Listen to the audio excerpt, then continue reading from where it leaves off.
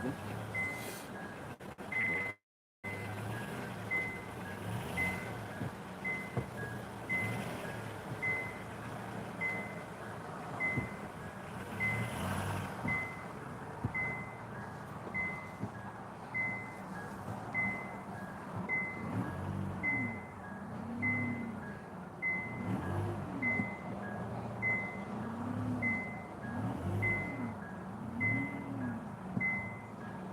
So you're still having a reverse alarm. Got a bit confused. Right, now Kieran might be here. I forgot to have a look for him. No, I walked round. You weren't Did you here not see him? No. You weren't here when I walked round, and you were at 7 o'clock, he said, didn't he? Yeah. But no, I ain't seen him. That playback is really bad. I'm just going to stop here for a second.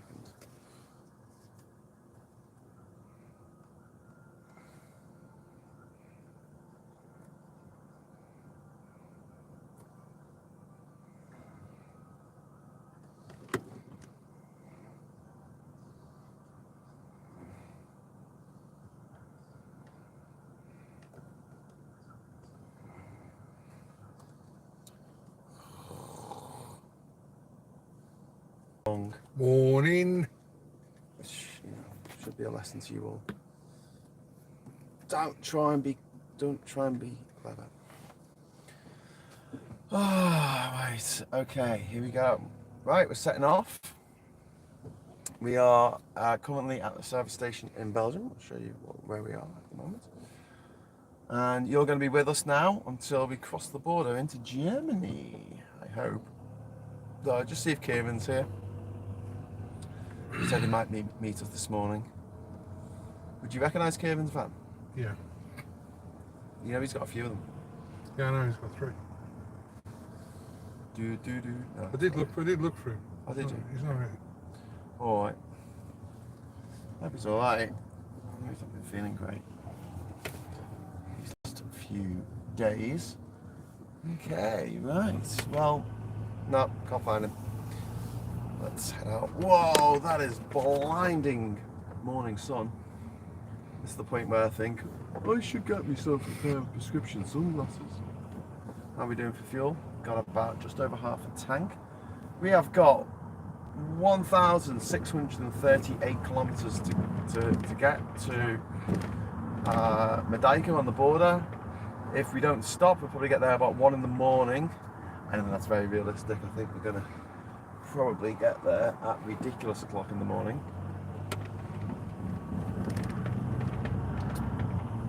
Bear, can you grab the light off there and just take it somewhere? Just put it down there.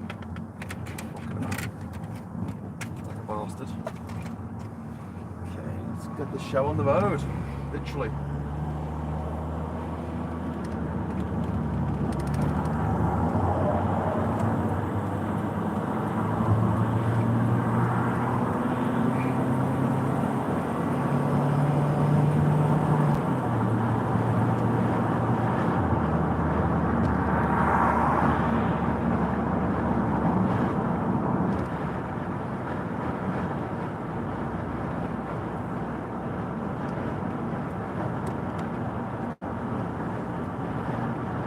Look at that morning breaking ahead on the horizon. Yeah, when at one point it was literally thick black cloud. Alright, in like the last sort of hour it just kind of shifted. Cool. It's kind of cool. Yeah, road trip again today, yeah, David. You mean it's not ridiculous o'clock right now? No, it's not. It's 10 to 8 in the morning here. That's not even that early. We were hoping to get out at 7, but I was tired. And Bear's not on the insurance yet, so I'm doing all the driving today. I don't know if I should send that tweet, Just sent a tweet saying that Priti Patel can F off forever. I think most people feel that way. Yeah. It's very hard talking about Priti Patel because as a woman of Indian heritage, she is it's hard to use language that's not sort of derogatory towards women. You know, you try and use language that's not sexist almost when you're talking about it. So try to avoid like the B word. But she is horrible. She's absolutely horrible. She's a psychopath. The woman is a straight out and out psychopath. And don't forget, boys and girls, that she's the woman who wanted to. The reason she got sacked from Theresa May's cabinet was that she went to Israel on a covert mission to meet with Israeli defence contractors and give them British taxpayers' money that had been earmarked for overseas aid. And she lied about it. She said she was on holiday and she wasn't. She was meeting all these defence contractors. It was absolute bullshit, and she got the sack because of it. She should have got the sack for being a bully when she was found out to have bullied people in the workplace. She's broken the ministerial code. And then who ends up resigning? The guy who compiled the report against her resigns, but she doesn't. Boris Johnson considers it the end of the matter, as he always does. Racists come in all shapes and sizes. Well, you know, it's something that I used to say a lot about he who must not be named, because people would go, how can he who must not be named be anti-Semitic when he fought against anti-Semitism when he fought against apartheid in the 1980s? And I'm like, you do know that Gandhi, for all the good that he did in India, and, you know, don't get me wrong, I think he did a lot of good. He did give a lot of young girls enemas, which is a bit weird, but, you know, he did do a lot of good in terms of getting the British out of India, finally. Next time someone tells you how great the British Empire was, just remind them that when the British first invaded India in the reign of Queen Elizabeth I, the country of India was the richest country in the world. The richest. It was richer than all of the kingdoms of Europe at the time. That's the French kingdom, the British kingdom, the English kingdom, the Spanish kingdom, the Habsburg Empire, all that. Richer than that combined. When Britain left in 1947, it was one of the poorest countries in the world. But Gandhi made his name by being a human rights lawyer, effectively, in South Africa, in Durban, in South Africa. Durban's a lovely place. They make a thing called a Durban bunny chow, which is, well, not a bunny rabbit. It's half a loaf of bread, cut a loaf of bread in half, scoop out all the inside, and so you've got the crusty bit on the outside, creating a makeshift, like a bowl, right? And then fill it with curry. Genius. You got a bowl of curry that you can eat the bowl of. Anyway, I get distracted by tangents all the time. Anyway, so basically, Gandhi fought for the rights of Indian indentured workers, or just Indian workers, working in South Africa, working in Durban at the time. He didn't campaign for the rights of black people.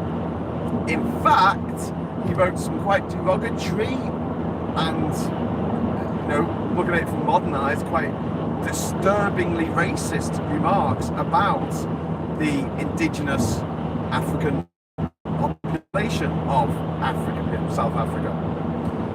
And yeah, it is possible to not be racist against one particular group, but be racist against another group. I know some out and out racists who hate black people and brown people, but they get on really well with Jews. And it turns out there are some people who get on very well with black people and brown people, but really, really hate the Jews. It can happen. It can happen. And Priti Patel is particularly, I don't know, she's like a racist wet dream, isn't she? She's like that. She's like the kind of person who would hang out with someone like Jim Davidson, someone who laughs along at Jim Davidson's jokes. So a black friend of a racist who goes, "Oh yeah, ha ha ha! I love it when you say horrible things about me and my people." Yes, it's really funny when you do that, when you belittle everything we've ever done. And so to have a Home Secretary who's of Indian origin who's so horrifically racist, I mean, it's a manna for heaven for them, isn't it? I bet they were pleasuring themselves silly over this whole idea of getting refugees who have fled their homeland with nothing but a backpack on their back and perhaps a mobile phone, the bastards, and have come over to our country and said we're going to send them off to Rwanda. And the facility that we're sending them to was actually for orphans left after the 1994 Rwandan genocide, in which 800,000 people were hacked to death with machetes in the space of about 2.5 weeks. I mean, I couldn't think of anything more horrific. It just boggles the mind. And although those orphans are now adults, there are a few left in this particular centre that's built for them are, you know, they suffer from PTSD. They saw their parents get hacked up with machetes in front of them, and these orphans are being turfed out to make way for British refugees, for whom the only way to claim asylum is by getting their feet on British soil. They can't do it any other way. There's no fast track. And if you try and do it the official way, like the refugees that we're sponsoring, Katerina and Annalena, are trying to do, they make you wait a month. While they say, "I'll sit there in that war-torn country." And it's got so bad that where we're going, the humanitarian aid centre that we're going to near the border at Medyka, there's people actually leaving and going back into Ukraine because the humanitarian aid centre is rife with disease. People are getting COVID. People are getting lice. People are getting ill from 1,000 people being stuck in a room together, as you can imagine. By the way, the pandemic's still going on. What was it, like 500 people died the other day? COVID? 679 people in one day. Holy shit. It's now, where it was 1 in 25, when we had the restrictions in, it is now 1 in 10 that have got COVID. It's on the increase. The Director General of the NHS has demanded that the government put masks, to have people have masks as mandatory again, and the government has said outrightly no, because we're coping with it, but we're not, because the hospitals are still struggling, they're still at breaking point. You've got nurses and doctors that are working way past their hours because there is no staff. Partly due to because some of them are actually getting COVID because they're working so close with COVID patients. Others because, you know, families get COVID and then they have to self-isolate. It's just ridiculous, it really is. But according to the government, it doesn't exist anymore. I hate to say this, guys, but it does, and it's on the increase again. So I don't get it. We got rid of the precautions way too soon. Every scientist in the world has said we got rid of it way too soon. Our own SAGE, which is the Health Advisory Board for the government, even said we got rid of it too soon, and even advised the government that they shouldn't be doing it. And the government keeps saying, oh, we're going to follow the science. Well, the science said, don't do it. Not yet. And the government ignored it. Like, ignore absolutely everything else. They don't give a shit about us, basically. It's all about money. It's all about what they can get. It's all about what they can get out of it. Nah. So, when it comes to our government, I'm sorry, I've got a real downer on it, because we have the worst government on the planet right now. We've got third world countries. We've made some third world dictators look good. Tin pot dictatorships. It's unreal. I mean, Rwanda, for instance, the place that they're going to, it's owned by Sunak's father-in-law, our Chancellor's father-in-law. So, this is the guy that when an opposition member of Parliament said, what do I tell my constituents when they either have to heat the house or feed the children? When the children go without food, what do you tell them? And he shrugged and smiled. What a dick. Small dick, but what a dick. And then you got Priti Patel, who should know better. Why should she know better? She's a second generation immigrant to the country, so she's grown up in the British system. And they talk about Margaret Thatcher and the way she had to adopt mannerisms and things of being a man in order to become Prime Minister. And it's the same with Priti Patel and also Rishi Sunak and other people who are ethnic minority origin in the cabinet, in the government. They basically have to become the almost more racist than the racists that are in the party in order to be accepted by the racists in the party. Oh, not him. You know, like in the 1980s when people were throwing bananas at John Barnes when he was playing football. Do you remember that? Do you remember that? You know, people would go, oh, I hate black people, except, Frank Bruno, he's all right. You know, piss off. Just that attitude. And don't forget, the people in charge at the moment are the 80s yuppies. They are the cocaine-addled 80s yuppies of yesteryear. He took daddy's money from the trust fund and gambled it on the stock exchange and made loads of money. If they were gambling other people's money, they were happy. So when it comes to pandemic, it's still going. I do know because I look at the figures every day because, like I said, I used to be a COVID compliance officer. And also, don't forget, Bear had a really, really bad bout of COVID that left you in a coma, didn't it? I had it in the early days when people were just dying left, right and centre. I went into hospital 1st of March 2020, came out May 29th. I was in ICU for 11 days, ventilated for 9 of those. Had to be put in a coma for the first 5. Thought they were going to lose me. It was a really weird and very surreal place to be at the time. They put 2 extra beds into the ITU. That's what made it an 8-bedded unit. At one point, I was the only one left alive.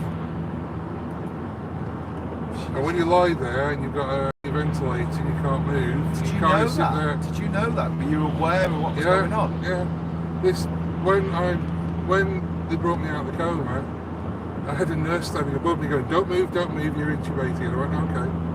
Couldn't talk, couldn't move, lying there, and I was watching it day in, day out. It was like a battlefield triage unit. They would wipe, clean everything down, then you get the next patients in. 24 to 48 hours, they were gone, next lot coming.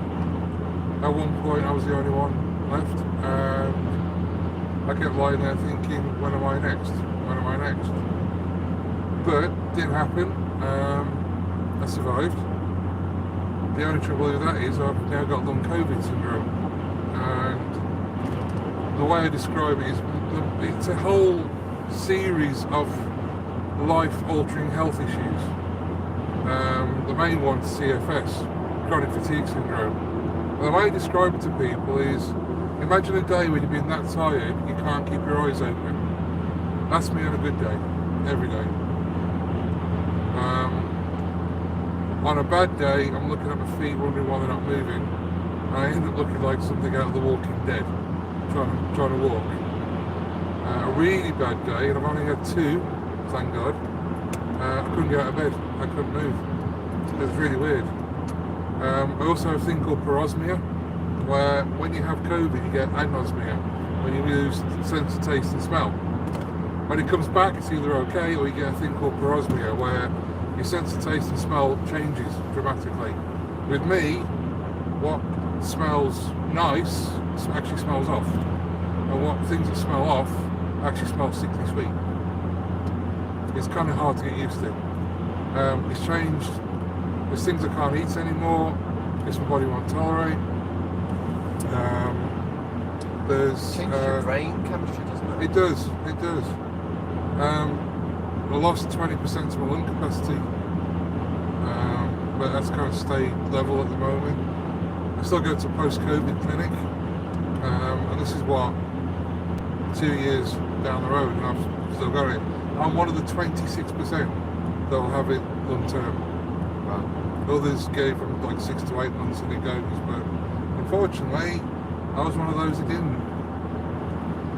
But I've got 2 options. I either curl up in a ball and do fuck all for the rest of my life, or I just get up and get on with it, and I get on with it.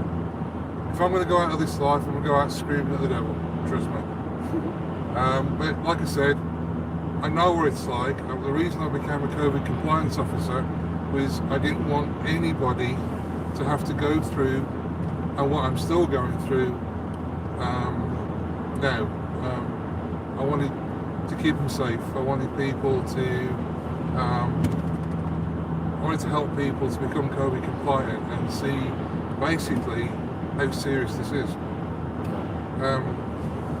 And it was an uphill battle, but it was good. The role I did was advisory. It wasn't enforcement in any way. I just advised people and I helped them get COVID compliant. And if they got worries, then I'd give them information. And so I'm still privy to all the facts and figures and the daily reports, which they're still doing. So yeah, it's we're losing people, and it's on the increase again, substantially. But the government's ignoring it.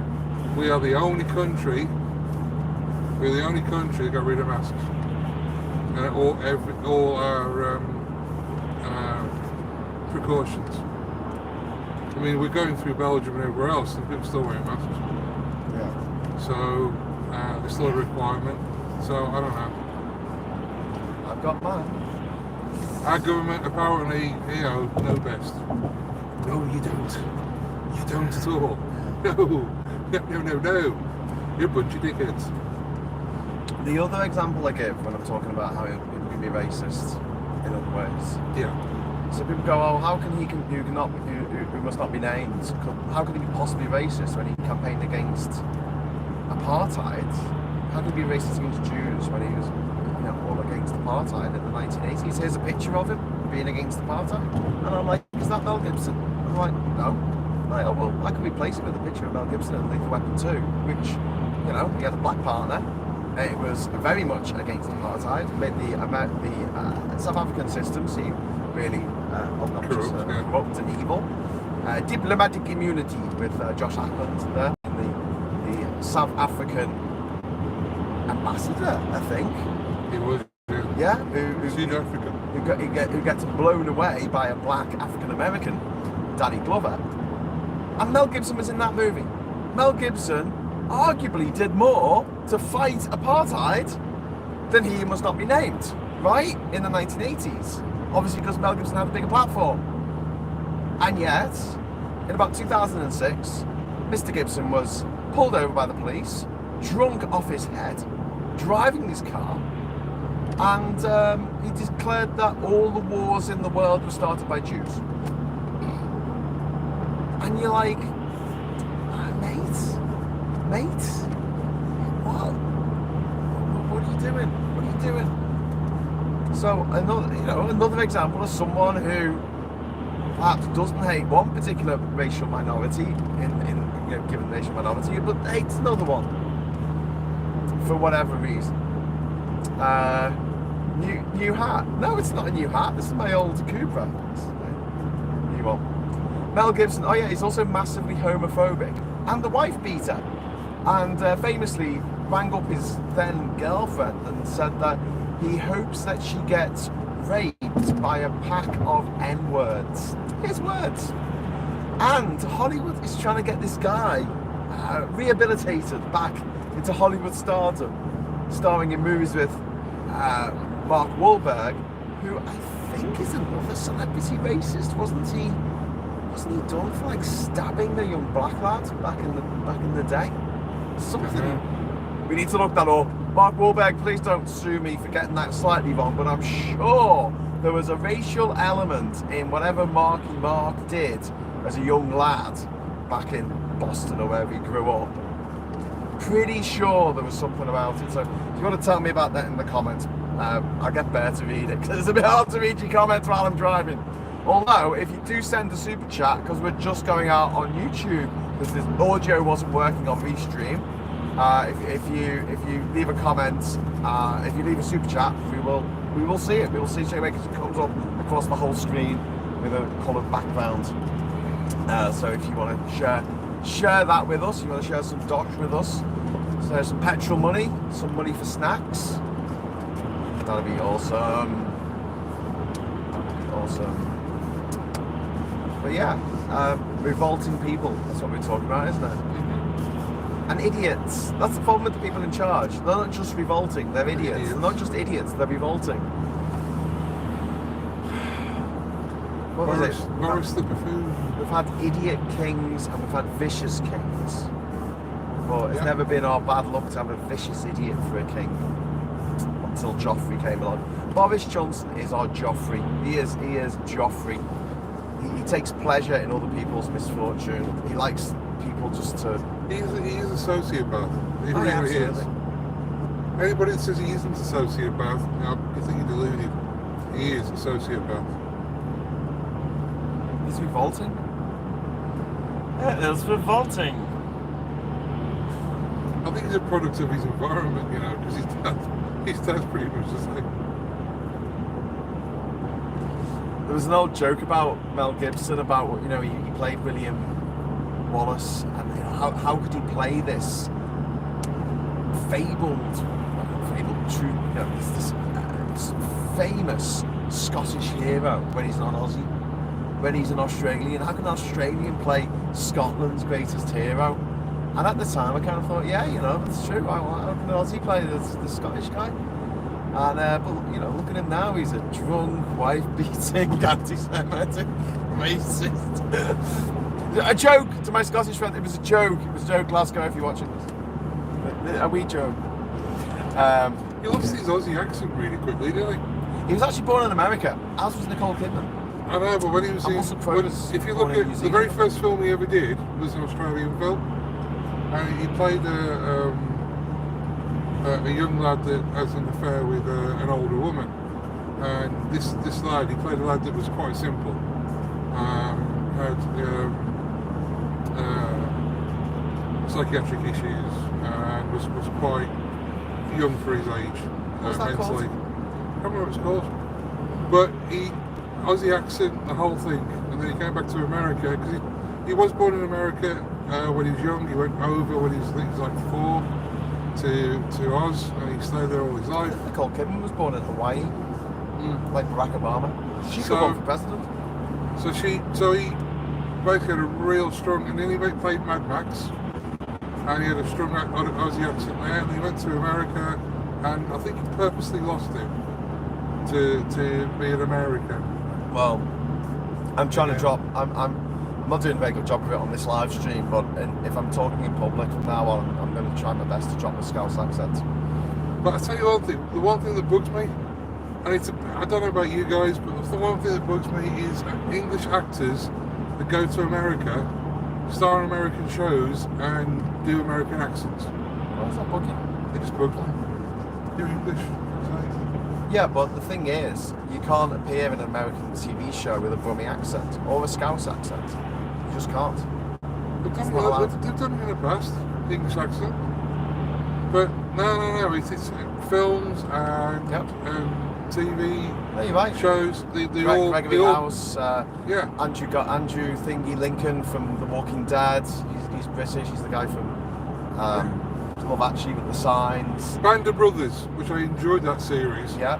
Literally three quarters of the actors that starred in that were British. Yeah, doing American all American accents. British actors are good at doing American accents, and also you need to do that in order to get the work. But yeah, it's just a bugbear for me. I don't mind it. But it does bother me that I feel like I have to drop my Scouse accent or no one takes me seriously. Like, they honestly, people just look at you and go, well, they hear you, sorry. And they think that person is incapable. That person cannot possibly do that thing. Because they've got a strong regional accent. I don't even have a strong Liverpool accent. Definitely capable. Definitely a force of nature, this one. So. Yeah, well, try it. accent or what. You try getting a British TV producer to agree with that. It's like TV. They always stereotype everybody. It's kind of like if you've got a Brummie accent, you're thick. Yes.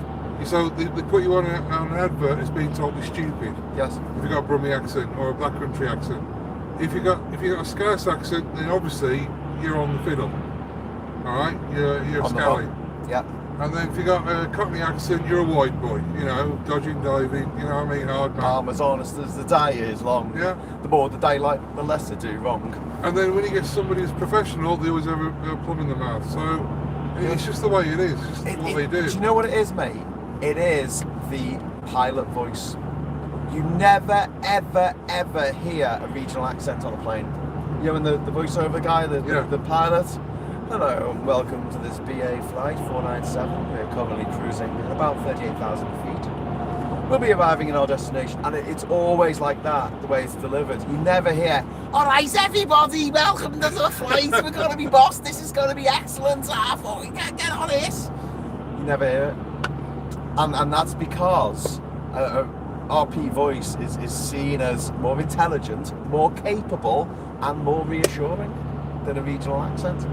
And if you ever have you noticed how in politics you hardly ever hear a regional accent? Really, I mean, Angela Rayner and Jess Phillips are people who stand out because of their regional accents. But unions, if you're a head of a union, you've got to have a regional accent. It's like de rigueur to have. You could be the poshest person in the world. You could have a penthouse apartment paid for by your union, and you have to still sound really Scouse like McCluskey. Bastard. That's why I used to like Dennis Skinner, because he never lost his accent. I know. But that's the thing. I mean, I think in the latter half of the 20th century, you started seeing more people with regional accents getting into positions of power, and that terrified the establishment. It absolutely put the willies up the aristocracy and the neo-aristocracy.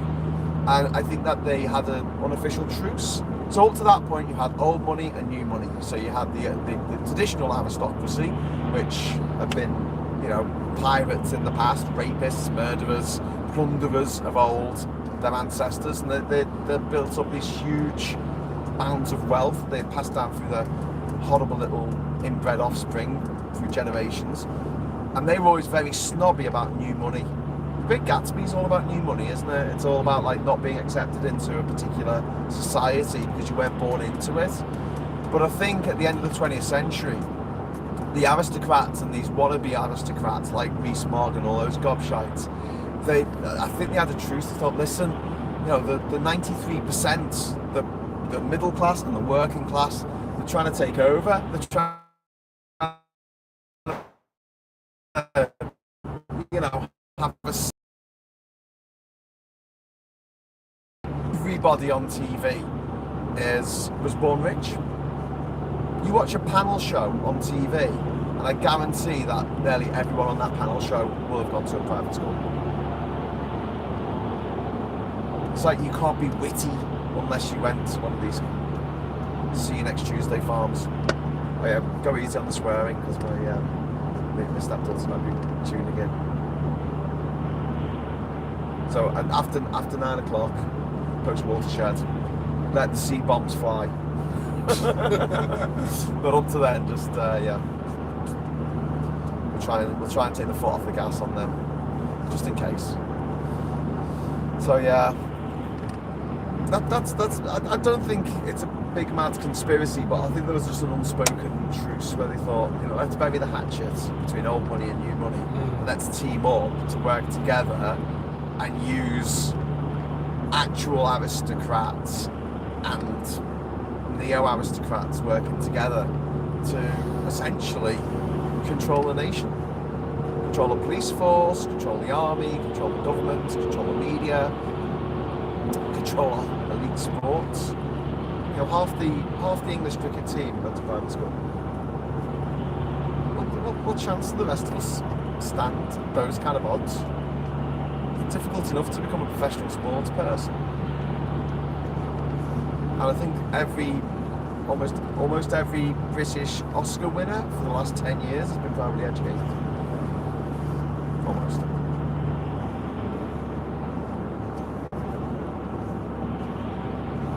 So that's Benedict Cumberbatch, Eddie Redmayne, and Olivia Colman. And I have to stress, I don't dislike these people necessarily. I really like Benedict Cumberbatch. I think Olivia Colman's fantastic.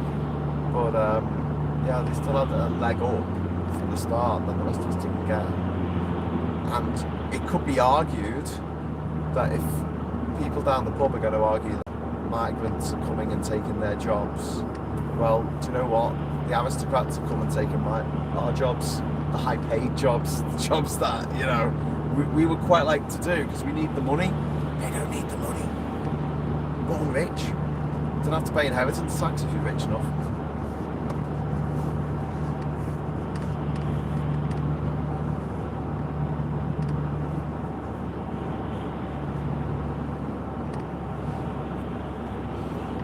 Yeah, it's still disturbing to see how many lunatics out there are still like absolutely in the cult of Boris Johnson, Trump. Really concerned about Elon Musk buying Twitter now and turning it into his own private media empire. Deciding who can be on there and who can't, and what they can say. And he's going to do that thing that all neoconservatives do. They go, oh, we're going to make it a free speech thing. Free speech is important. Free speech is really, really important. They only see free speech as something they agree with. If they don't agree with it, they'll scrub it. They'll get rid of it. So if you have got a Twitter account, I suggest you just insult people while you still can. Insult people in charge while you still can. You still get away with it.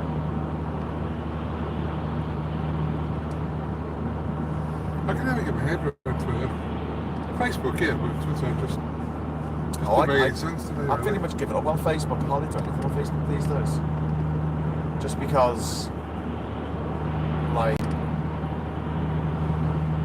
it kept banning me for like ridiculous reasons. I'd get like a 1 week ban and I wouldn't be able to write anything for a week, and they did it during the American presidential elections and I hadn't even done anything wrong. They didn't even tell me what I'd done. But I got a 1 week ban, so I couldn't write about what I wanted to write about, so I was like, oh, sod this. But then since I stopped using it, they gave me a blue tick. So now I look dead official on there. I look dead official. Never been banned on for some real stupid stuff. I've never been banned yet. Well, it's people complaining about what you've put up, which is why I never used to block people. I saw it as a point of pride when people blocked me. Now people do that, but people block me. Yeah, but now I because I don't want them to report me. If someone says something stupid, they do this on Twitter as well. If someone says something stupid on Twitter or Facebook, I'll insult them, or maybe their mother, and then block them instantly. So they can't complain about the tweet that I've sent them. But I know they get the notification, so they can read the tweet, or at least the first few words of it. They just can't respond to it or report it because I've blocked them.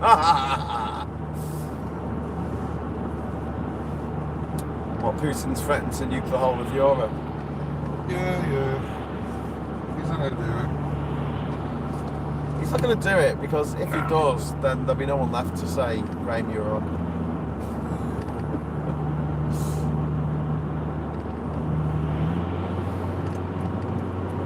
What, I mean, the whole thing in Ukraine now is going to be trying to get all the Ukrainians out of the east of Ukraine and flood it with Russians. That's just going to be their tactic now, isn't it? Yeah. Oh. Yeah. So this war could drag on for a very, very long time. You see that aerial view of Mariupol? Yeah. It looked like Nagasaki Yeah. after the atomic bomb. Bloody hell. Yeah, the Russians have levelled it, razed it to the ground. Bastards. It's like Alexandra that the first time we came across, we had those two young Ukrainians we brought back, and she was telling me that she'd walked through some villages that they'd just driven the tanks straight through the houses and levelled all the houses in the village. The village just disappeared. It's so cruel and vindictive, and when you hear about some of the horrors that have gone on, and you realise that what's being reported in the media is just the tip of the iceberg for what these barbarians from Russia have done. Actually, some of them aren't even from Russia, they're from Syria. These are ex-ISIS fighters who are now fighting for Putin, who's paying them. Basically, Islamic terrorist mercenaries who have come to Europe to kill women and children, European women and children. And the racists are still on Putin's side. Marine Le Pen,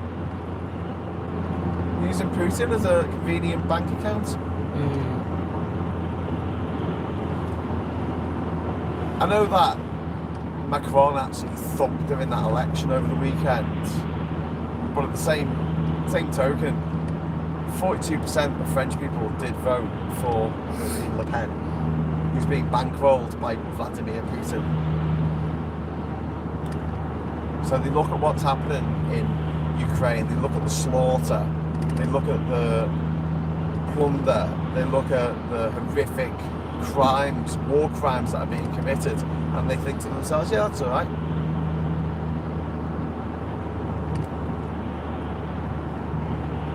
I think the society has become desensitised to a certain degree over things that they see. A lot of French people accepted the Nazi occupation. The Vichy French.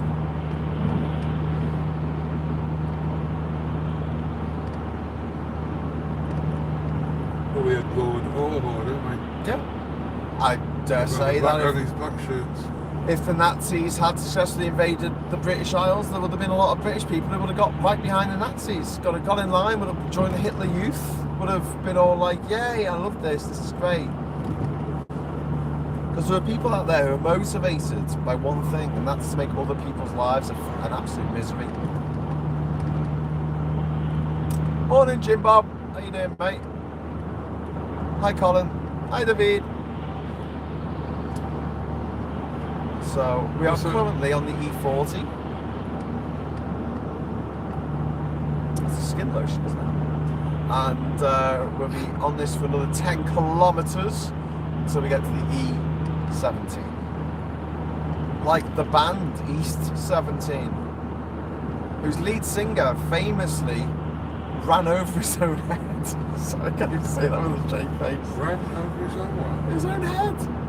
How the fuck did he run over your I own don't head? know, but the guy from E17 ran over his own head by accident once. Was he on drugs? I don't know. He just ran over his own head.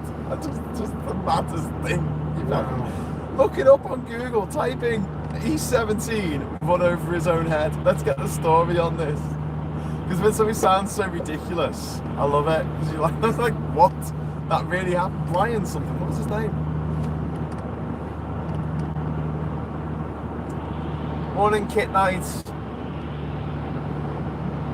We're driving to Poland, to the Polish-Ukrainian border, which is 16 hours and 13 minutes away.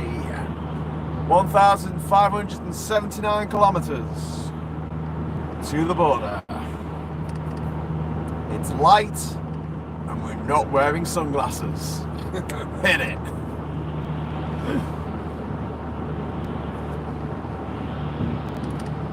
Troubled reality TV star Brian Harvey Brian Harvey, that's the one. has provided an astonishing explanation for the bizarre and terrifying accident in which he was run over by his own Mercedes, claiming it was caused by a meal of 3 giant baked potatoes smothered in tuna, mayonnaise and cheese. Even better! It was the baked potatoes what done it. Harvey, speaking for the first time about the incident that nearly cost him his life, says he fell into the car as he leant out of the driver's door to be sick because he had eaten so much, and the Mercedes rolled over him.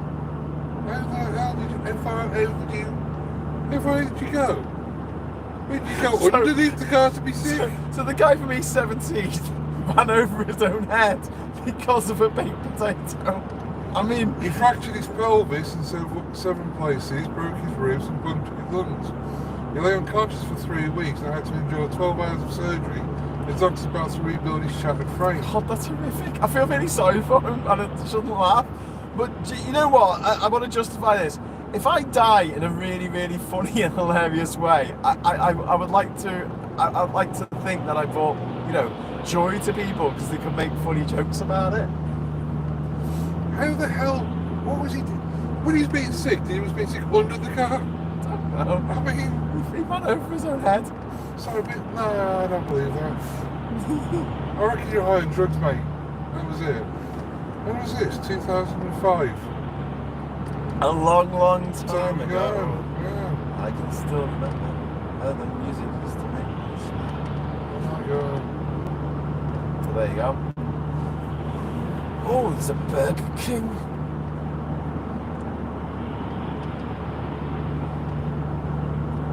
Burger King for breakfast.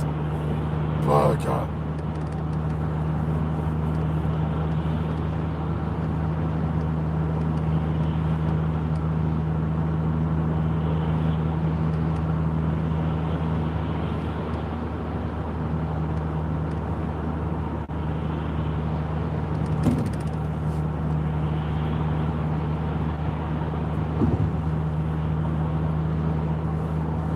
You know McDonald's, right? You know they famously stop selling breakfast at a certain time, like 10:30 or something. Yeah. And if you get there at 10:31, they will not give you an egg McMuffin for love nor money. What do they do with the food that they made? Like if you get there at 10:29 and you sweet talk the person behind the till, can you say to them, "Can I have what you're going to throw away?" Or do they have to, by company regulations, throw it away? They must get through a lot of food that they make that doesn't get sold. Bear's absolutely fascinating by the story of Brian Harvey. He's 17.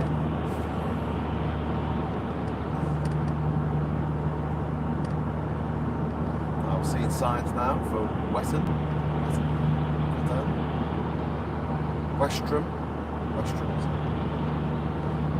Oh, and Antwerp.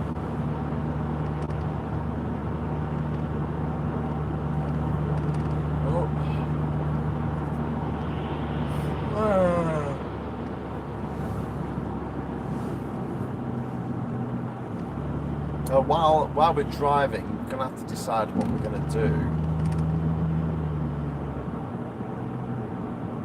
with getting to the church on time.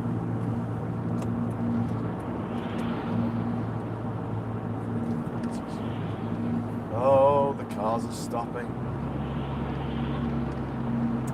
2 blokes in a car and some boxers, lol, says Bummed Off. Indeed, boxers of humanitarian aid. There's one behind me that says tea bags on it. I'm not sure that is particularly. No, it's tea bags. No, but I just don't know if it's particularly required right now. I don't know if it's the hero that we. I think tea bags for Carol. The guy, Carol. The guy's Soldiers. called Cavill. Is he Polish? Yes. Ah, okay. He's part of the International Legion. Is it Cavill spelled with a K? Yeah. He's part of the International Legion. They're entrenched just outside Lviv. That's cool. I once met a bloke, I think he had about 4 passports. He had a British passport, and then he had an Australian passport, and I think he had a New Zealand passport off the back of that. And then he had a French passport because he used to be part of the French Foreign Legion. And if you join the French Foreign Legion for so many years, you get a French passport. But then you get buried up to your neck in sand or something. Is that something they do? I don't know. Looks like Do they do that? Sorry? Do they do that? Video what? No, do they do that? Bury people up to the necks in sand? Well, I don't know, I saw it in the cartoons. It's true. Although, do you know what? I've had a lot of my illusions shattered. You told me that being in a biker gang doesn't mean you get to scour people's tattoos off their backs, and also you told me that being a pagan doesn't just necessitate running around in the forest having sex. and dancing like this? We don't, normally. Anyway. You'll be a pagan. I was going to talk about religion a little bit, actually. Obviously, you're not supposed to talk about religion or politics. It's pretty much all I talk about. And You're going to go there anyway. I was chatting to my brother yesterday, the day before, and we were just talking about the fact that, like, neither of us have never been particularly religious. And this is something that, it's not my idea. I've stolen it off Richard Dawkins, I think. This idea that there might be a religion gene, like a gene in certain people that makes them want to follow a religion or follow a charismatic leader. I just don't have it. I just don't have that. And so when I see someone who is seen as this wonderful, charismatic leader, and I'm like squinting going, I don't quite get it. I don't get it. I'll give you an example. Like, I think that Barack Obama was a fantastic president. I think he was stymied by Congress, obviously, and also I think he could have done a lot more as president than he did, but the post is what it is. However, I don't seem to recall there being that much of a cult, a personality cult around him. So if someone said, oh, I don't like Obama, you just went, all right then. You didn't get all upset. You didn't go, how dare you say that? But I've had people, I've been physically attacked by people who are fans of, for instance, Russell Brand, Jeremy Corbyn, he must not want me named. I've been physically attacked by people who think that these people are the most wonderful and amazing people that ever walked the earth. And I think it's a misfiring of the religion gene. They need to find someone to follow. But I don't understand why they pick someone who's completely crap, like Russell Brand, when they could pick someone who's like really boss, like Barack Obama, to go around screaming how great they are. There's just certain people engender that kind of reaction. I find it a bit odd. Oh dear. Traffic. Oh dearie. This is when being in an automatic comes into its own. We are behind a Tesla. Would you like to see the Tesla in front of us? Yes, Graham. Please change the camera so we can see the Tesla. There you go.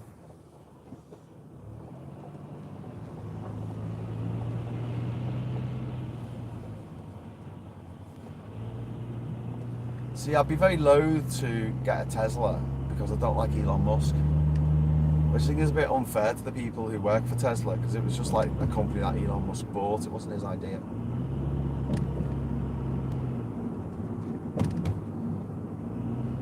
It's not like it was even his idea.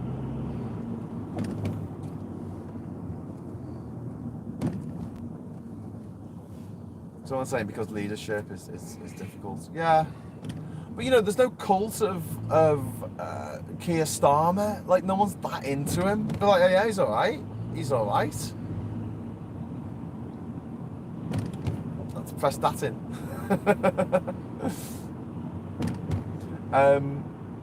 Yeah, but as much as weirdos like Owen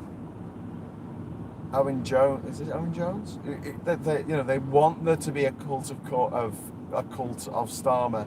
There really isn't one. I don't find anyone who's like really that arsed.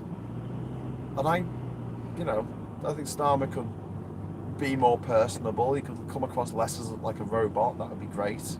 More like a normal human being. Which apparently, according to my brother, he did in the Full Disclosure podcast that he did with James O'Brien. Apparently he came across really well in that. But for whatever reason, he doesn't act like that in normal everyday life.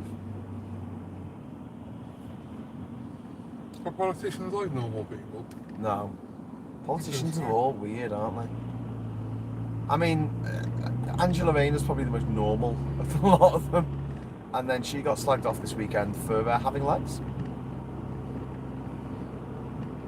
Yeah, I heard that one. By the Daily Fail. And I like how Boris Johnson, of all people, said that's a very misogynistic comment from Boris Johnson. Boris Johnson. Boris Johnson said it's misogynistic. Yeah. This is talking Boris Johnson. That's like Hitler saying, oh, that's a bit anti-Semitic. Got a bit far now. You've gone too far.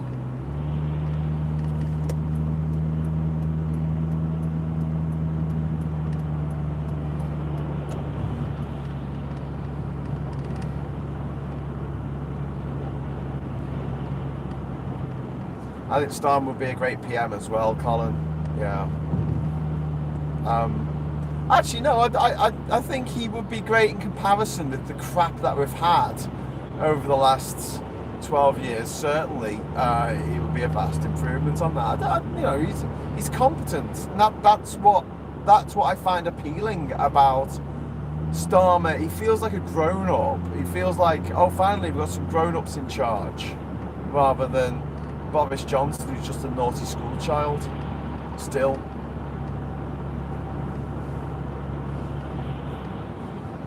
Oh mate, I can't wait till we get to that road where it's just like straight on for 800 kilometres. Oh, the A4. I don't have to worry about changing lanes, getting in the right lane. Look at this, like bloody 5 lanes. Calm down. That was, we're on this for 58 kilometres now. Got a huge traffic queue on the other side of the road.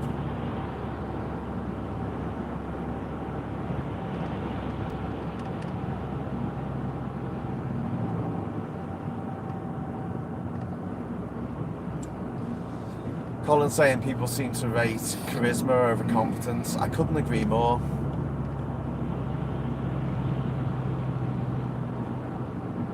But there is that thing, I think, of people who are charismatic tend to be seen as less competent, I guess. I don't know.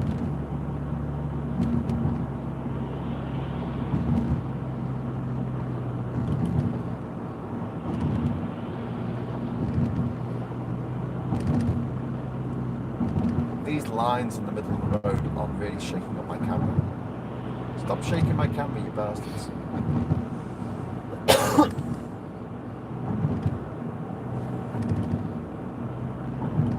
Yeah, I find it funny about Boris Johnson giving out on sexism. Pottle meat kettle. Pot meat kettle. Pottle. Is that what looking for a pot? It's when the kettle and a pottle met love and they create a pottle. Is that a hobbit? No, it's a hobo and a rabbit. But they're making a hobbit.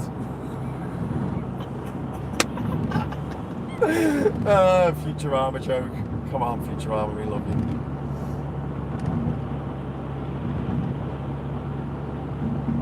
We'll check these lines in the road for. Were we on the big bridge there? We just didn't know about it. Look at that. No one over the age of 90 along here, mate. Don't be 90. Well, it's drumming in here, look. No 90-year-olds. Piss off, you nonagerians. Nonagerians? Something like that. The Queen wouldn't be able to drive on this road.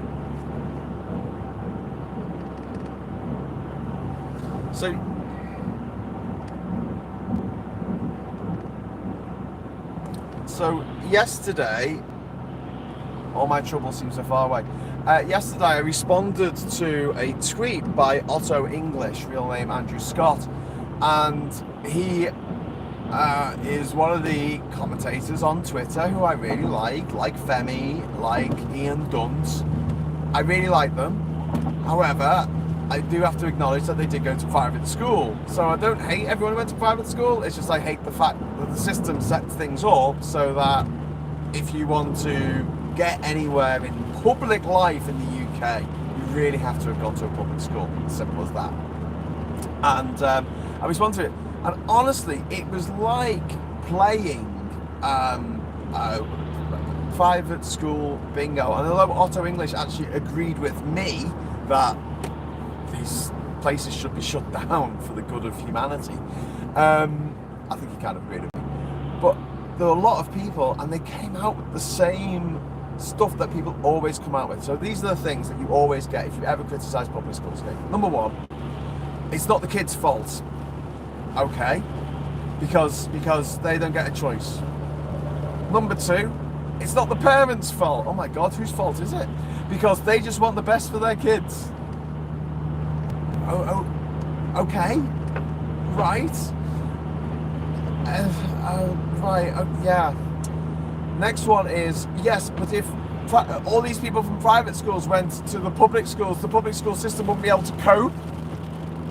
No, I think you'll find that the rich people who send their kids to private school at the moment, if they all had to go to public school, those people would have a much more vested interest in the government investing in our schools. So in the long run, we'd actually have more money invested in our schools, in our state schools than ever before. Because obviously you'll have the parents of little Lord Fauntleroy saying to the Prime Minister, please can you make his school better? Her school better, whatever. So that is a bit of nonsense there. We had Chip on the Shoulder, that came out quite early. Chip on you people who 93% of the population who didn't go to private school, who dare speak out about these institutions that provide two-thirds of our cabinet, 90% of the people who work in the City of London, half the English cricket team. You dare speak out against these institutions. 38% of the population, student population of Durham University. You dare speak out against them, then you are sneering. You're sneering and you've got a chip on your shoulder. So it's not them, it's not the neo-aristocrats who go to these see you next Tuesday farms who are sneering at the rest of us. It's actually we the majority, we're sneering at them for having the audacity of being born rich and stupid. A lot of them, not all of them, obviously. Some of them are on scholarships and intelligence. Unfortunately, that argument falls down. People go, yeah, because they do help people who are special needs. You know, they do help people who come from deprived backgrounds. I'm like, no. Statistically, you are so unlikely to go to a public school, private school in the UK, if you're not born into money. It's ridiculous. It is absolutely ridiculous. Because only 1% of the 1 billion they avoid in tax every year by giving it in charitable donations goes on full scholarships. That means you get everything paid for. That means that your parents are earning less than £18,500 a year. And that actually constitutes a huge chunk of the population. 1%. That affords one kid per school every 5 years from a deprived background. And then they're just covering the bases. Say, yeah, we're a charity, mate, we're a charity.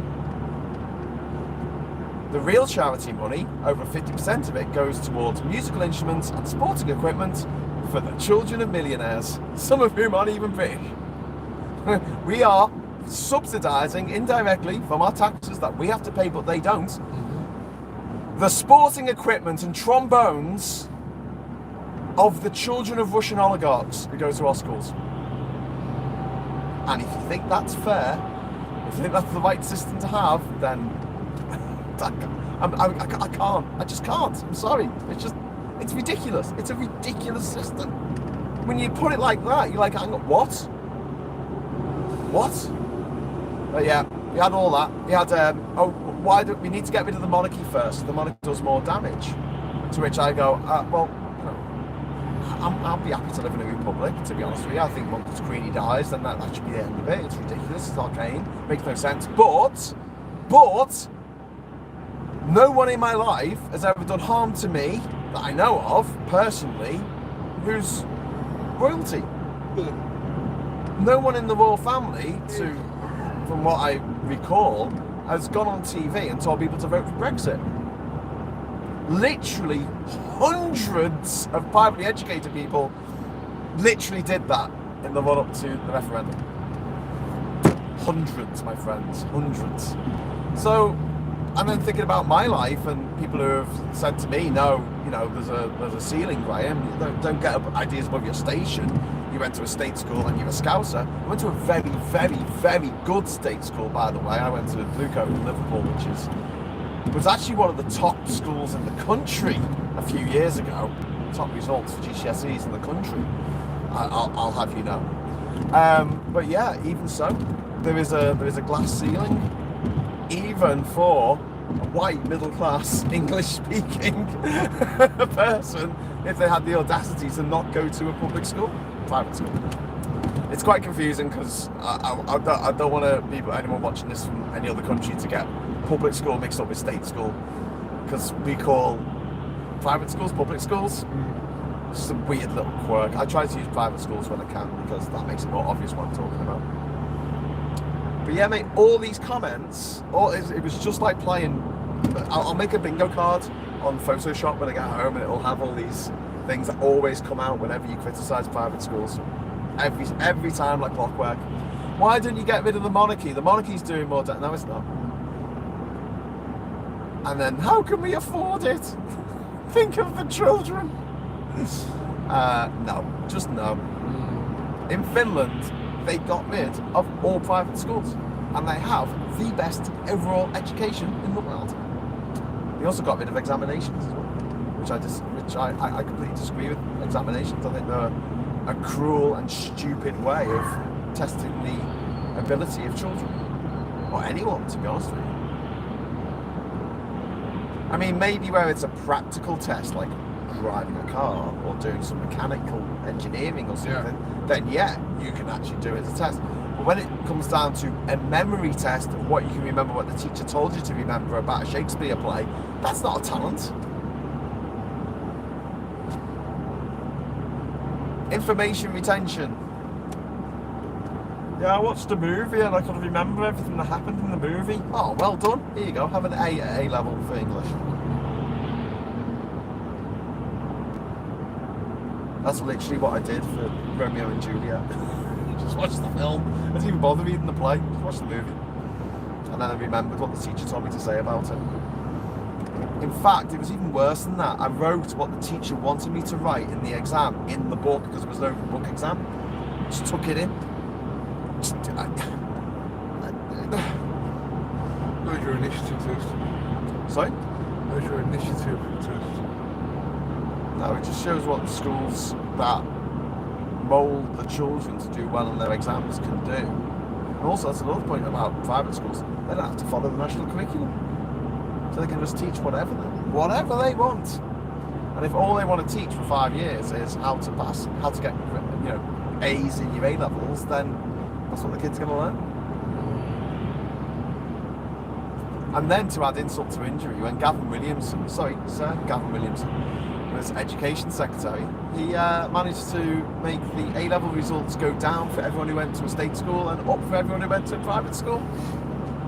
When the private schools are well overrepresented in our top universities, especially Oxford, Cambridge and Durham. 38% in Durham. It's over 1 in 3. You see 3 students in Durham and, you punch one of them. Chances are you punch someone who went to a private school. Not that I'm condoning that kind of thing. I feel like I'm saying something racist. And I feel like I have to qualify it by saying, a lot of my friends are black, but, and then saying something horrible. So, like, a lot of my friends went to private school, but. It's like when you turn around, racist will always start with, I'm not a racist, but yeah. I don't hate everyone who went to private school, but I hate private schools. So when you get that book there. I don't hate everyone who takes drugs, but I hate drugs. Absolutely hate them. I wish they didn't exist, but they do, and we have to deal with that. There's literally nothing we can do about drugs. They literally grow, and there's always going to be demand for them. So, police it, make it safe, give it away for free to people who need it, and help them get off the stuff and get on with their lives. Fine. I have no problem with that at all. I'll legalise everything tomorrow. But when it comes to something like private schools, which are doing so much damage to the fabric of our society by elevating absolute gibbering special needs morons to the highest positions of office, highest positions of power in the nation, the whole country is suffering as a result. You're talking about people who don't know their arse from their elbow.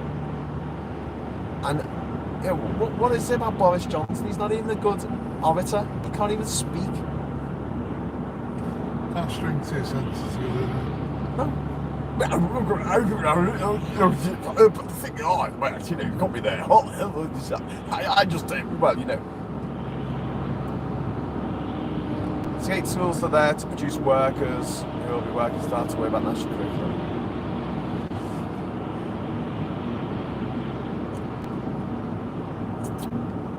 I think we need to make more about the fact that people who go to private schools are hogging all the top jobs. I mean, all the top jobs, all the exec jobs, all the decision makers, all the people who hire the other people to come in on a high earning wage, generally speaking. It's, make the system fair. How do you make the system fair? Just take them away. Just get rid of them. Just scrap them. And say, right, you're all getting funneled into the public school sector. And also, look, can you send your kids to school and agree that there shouldn't be any? Yes, yes, Ben, of course you can, mate. But yeah, it's like, I had friends who smoked who agreed on smoking bans. They smoked, but they were like, yeah, it does make sense to ban this indoors because it's horrible for the people who don't smoke. They actually saw what the problem was, but they were obviously part of the problem until the government alleviated the problem by saying you have to smoke outside. Because do you know one thing about smoking? So the one thing about smoking that you really should know, it is absolutely effing disgusting. It's disgusting. It's disgusting. Not really disgusting. Smoking. It just smells vile.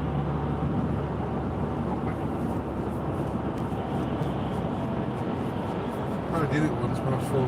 Nobody else was doing it. And I threw up, and I had this bad taste in my mouth, and I smelled smoke. You take smoke from my mouth, and it's like, I can't be arsed with this. Yeah. And I can say I've never even put a cigarette to my lips. I've just about held passed a cigarette to someone, I think. It's about as far as I've gone. That was unlit. But yeah, I'm quite confident that if I ever do take up a role in public office, it's not going to happen, but if it did, that there will be no pictures emerging of me with a joint or a line of gack or whatever, because I've never done it.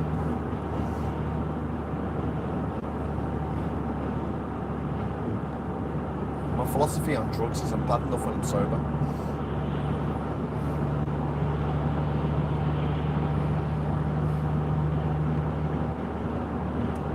You fall asleep? Let's fall asleep.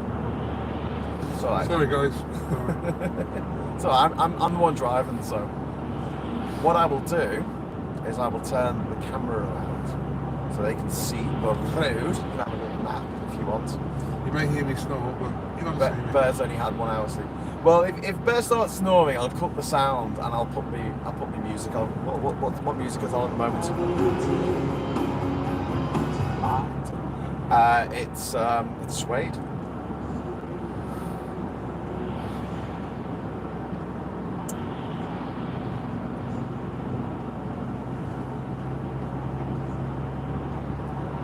Probably get banned off YouTube now for playing recorded music.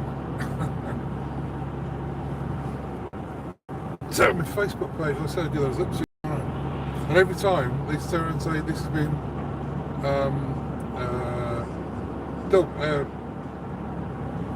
it's been dubbed or it's been banned because of copyright infringement, and you can submit a dispute. And you get the dispute, and every time dispute, you always write a little box and say, I started doing this during the pandemic to make people feel better. Alright, I do that, and the dispute is always accepted. And it just puts the song back on again. So, I always get that. But I started doing these lip sync videos way back when I came back out of hospital. Just to make, as a bit of fun really. And then people seem to like it, and it just went from that.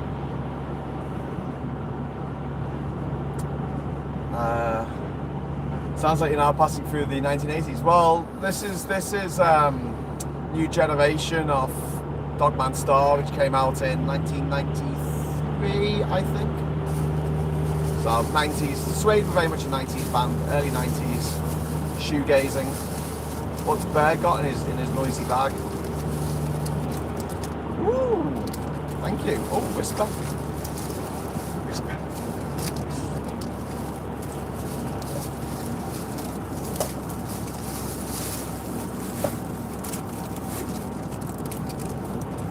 Alright, mate. How are we doing for fuel? We've still got half a tank left. That's You good. still get people going past here, isn't that? Let's see the size of the Does vehicles. he So, recognise you, mate? it's nice, isn't it?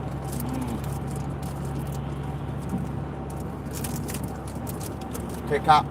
How about Kit Kat woman? For a movie. Kick up. Yeah. What's a good one? Thank you. Oh.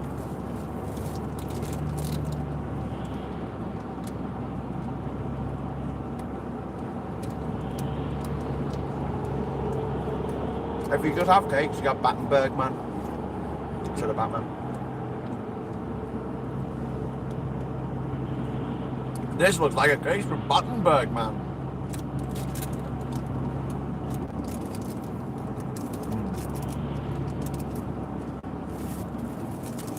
I should have bought a drink at that place. Stop. They're quite friendly in that service station.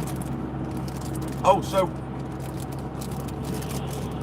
did we suss out last time that when you get that ticket for the toilet, it gives you 50 cents off whatever you buy, and you can use it at different service stations as well. As long as the EG one, yeah. Yeah.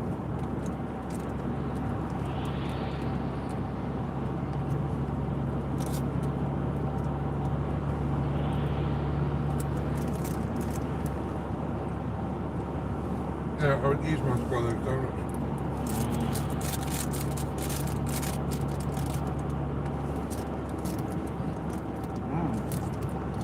I love Whispers. Lovely chocolate. So what's the difference in a... E17, so. There you go. What's the difference between an Aero and a Whisper? Dunno. Inquiring minds demand to know.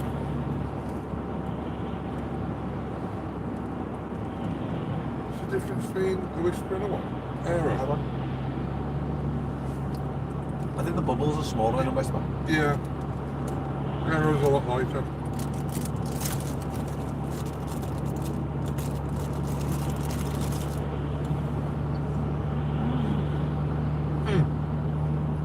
I got one for you.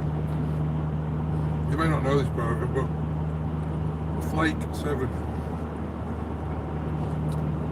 I know Blake 7. I met Avon, who played... No, the guy who played Avon. Did you? Paul Darrow. Yeah, I met him. Alright. Because I used to work at Fab Cafe in Manchester. Yeah. And met Richard O'Brien. I met Sylvester McCoy.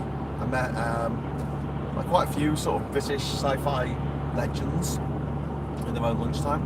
Jerry Anderson. Met Jerry Anderson before he died. That was really good. Alright. There was a Q&A session with him, and one of the people who obviously had been waiting the whole night to ask the great Jerry Anderson, the creator of Thunderbirds, Captain Scarlet, Stingray, and Terrorhawks. Finally, put your hand up and ask him a question. Any question, you can ask him a question. And the question was, why when Thunderbird 2 is in the air, is a 2 on the bottom of the ship, approximately 1 inch big, but when it's on the ground, it's a lot bigger. And Jay Anderson just went, we had 2 models and they weren't exactly identical. Thank you. Why would you ask that question? Why? What the? I found an inconsistency in the model work in this TV show involving puppets. I have got the entire set of Thunderbirds 1 to 5, all Matchbox, and is it Matchbox? Yeah. And I had Thunderbird 2, and it came with different cargo holds. Yeah. Right. And That's the green one, isn't it? It's a big fat green big one. fat Yeah. And But how big was the number 2? That's what I want to know. Was it in proportion? But it had these little cargo holds, and each one was a different thing, and there was about 4 or 5 of them. I had the entire set, and I think when I was a kid I played with them for a little bit, and then my mum put them away up in the attic in the chest. And years later, a friend of mine decided he was hooked on Star Trek The Next Generation. And he bought himself, he spent 750 quid back in 91 buying himself a Starfleet uniform from Universal Studios. I said to him, where are you going to wear it? He went, well, fancy dress parties. And I went, where else? He went, conventions. I went, and where else? You know this guy wore this to bed. You know this. But he had the whole lot, even with the tricorder and everything else. Brilliant. And so one day, he rings me up this one day and he goes, I don't suppose you give me a lift? And I went, yeah, sure, where to? He goes, science fiction convention. I went, right, and it was being held at the time at the NEC. So I took him over there. Bloody hell. Plus 33 minutes. Fucking hell. Then it turns, we got there and there's people walking in dressed as Klingons and Ferengis, and you got other sci-fi things as well. And he said, come on in. And I went, no, I like sci-fi, I'm a bit of a sci-fi geek, but no, I'm not going to go in. But he said, nah, come on. So I did. I went, he got me a ticket and I went in. And part of it was, you know, the vintage toys. You know, you can get how much they are and this and the other. And I said to this guy, because I saw them on the desk, it was all these Thunderbird ones. I went, I got the entire set of that, as I said. I've never seen anybody's eyes light up so quick. And apparently these are my next thing now, because they're actually worth about £7,000. Wow. £7,000. The boxes? Are they in the boxes? They're in the boxes, it's pristine, £7,000. And that was valued 15 years ago. I got them revalued, £7,000. That's cool. It's unreal, because the company that made them are not about anymore either. So do you ever watch Star Trek the original series? Well, the original one yeah, I did. How many ears has Mr. Spock got? How many years? Yeah. 3. Right. His left ear, his right ear, and the final front ear.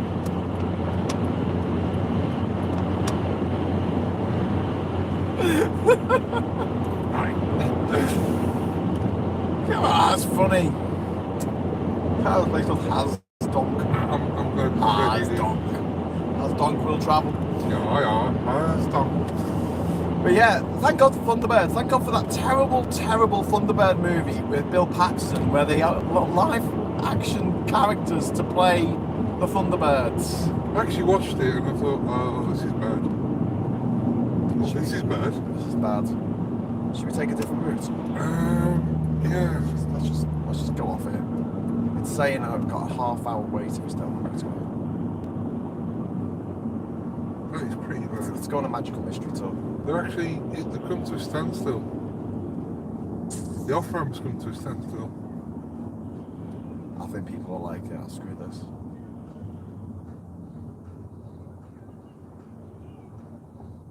We're just coming off the motorway. What about the accident? Is it an accident or roadworks, do you think? I'm not to stick my tongue out when I'm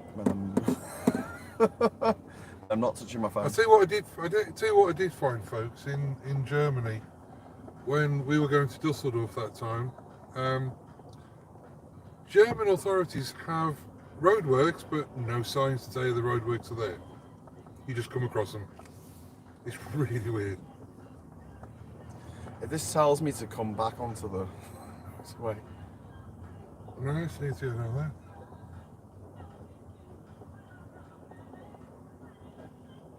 That's 2 hours and 2 minutes slower to go back onto the motorway. 2 hours and 2 minutes slower. So let's not do that. No, let's find another way. Because that traffic's not moving at all. 2 hours, 2 hour bloody delay. It's got to be an accident, surely. No, they did it on purpose. Bastards. Yeah, but as I was saying about the Thunderbirds live action film, which was absolutely awful. It was. if it wasn't for that movie, we would never have got the absolute genius that was Team America World Police. Because Matt Stone and Trey Parker, they watched this terrible movie, and they loved Thunderbirds as kids, and they were like, why aren't they puppets? Like the whole charm of Thunderbirds was that they were puppets. Why are they not puppets? So they said, oh, let's make a puppet thing. And in the wake of 9/11, it was pretty cool. Yeah, free. Oh. And Twitman.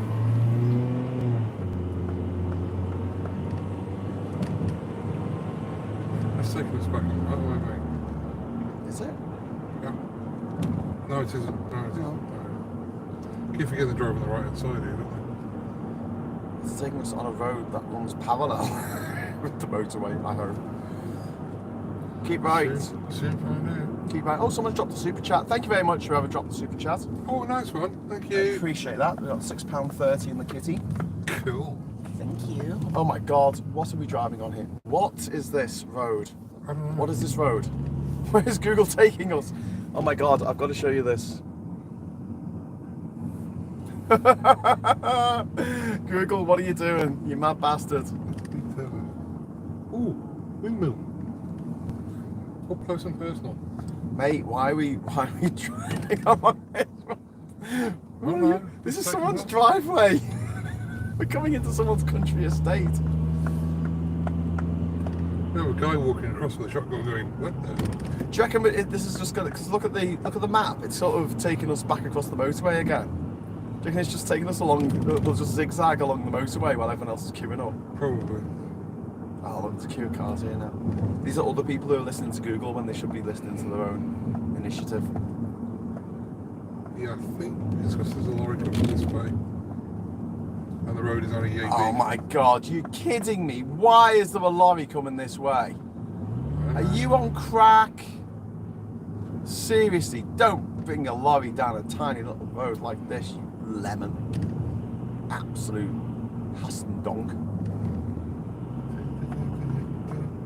Hasdonk, sorry. Harshdonk.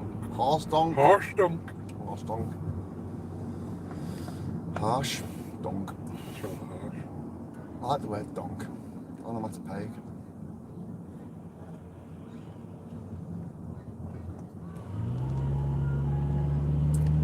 How dare you bring an SUV down here? Somehow here. Get out of our way! Bastard, you're making me go on the... Don't make me go on the really bumpy bit. She looks totally confused, that woman. That is one confused looking woman. She was very confused looking. Yeah, what the hell? Where are all these coming from? They don't come here normally. It's pretty dirty. That's what I'm doing in Swedish. We're in Belgium. Hey, we're in Belgium. We're in Belgium. And you're doing Sweden. If you are joining us, this is Graham and Bear. On a magical mystery On our tour. way to Poland via We're not too sure where the we're back going roads of Belgium. or where we are. We're just following the But Googles. It's kind of scenic, I think. We're taking the scenic route because there's a 2-hour delay on the motorway. 2 hours, man. I mean, it's after. Must be an accident or something. There's got to be an accident. I reckon this is zigzagging us until we get to this side. That house looks like it's made out of Lego bricks. It does, doesn't it? It does really look like it's made of Lego It bricks. does, doesn't it? And if you have a house Especially- made of Lego bricks. Especially the roof. That's mad. And that one.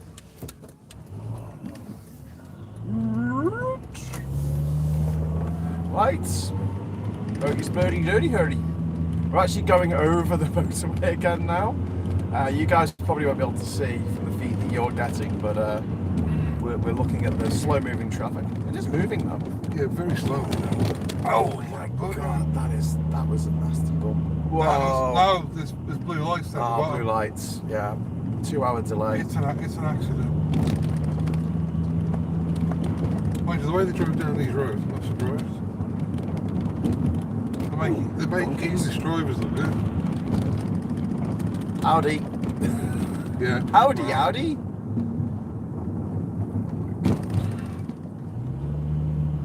Needs to get down his pothole-ridden road faster than we do. Why are they waiting? What are they waiting for?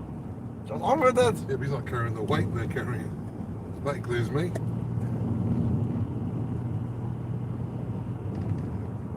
They do look like Lego houses, these, don't they? The bricks are too small. Your bricks are too small! It's quite nice though. It's quite pleasant. Yeah. We have some wind turbines. Don't agree with these wind turbines. I quite like I it. think they're a waste of electricity. We've got enough winds as it is.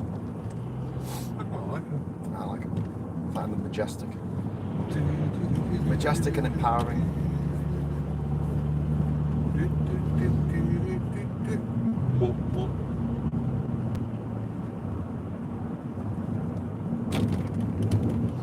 Well, I don't know if no one else has thought of going this way, or no one else's sat nav is bad enough. But you know what? We're getting a really lovely little tour here Of the back villages. of the back villages, yeah. I like this. Some of these houses are actually quite nice. That totally looks like it's made of Lego bricks, the big red one. 50? I'm not going at 50. There's a speed bump there. 50 miles. Maybe they've got like different bricks than they use in England. I think they are different because they're smaller. Yeah, a lot smaller. I reckon that helps with insulation. Why are you doing Swedish chef now? We're not in Sweden. Hurdy, spurdy, dirty. In fact, people who come from Sweden don't sound like that. People from Minnesota sound like that. From Minnesota. Everything's quite neat, isn't it? Quite neat and tidy. I like it. No graffiti. I am always surprised a little bit when I'm driving through Europe, especially on the train, how much graffiti there is on buildings. It's not tolerated in the UK. Like, you can get away with a bit of graffiti in an abandoned building or something, but if it's a building that's being used, especially a prestige building, 50 kilometres over this bump, is it really? Yeah. You couldn't do 30 mile an hour over that, could you really? Sorry? You couldn't do 30 mile an hour over that, you just take off. Like I say, it definitely looks like a Lego building, that one. And that one.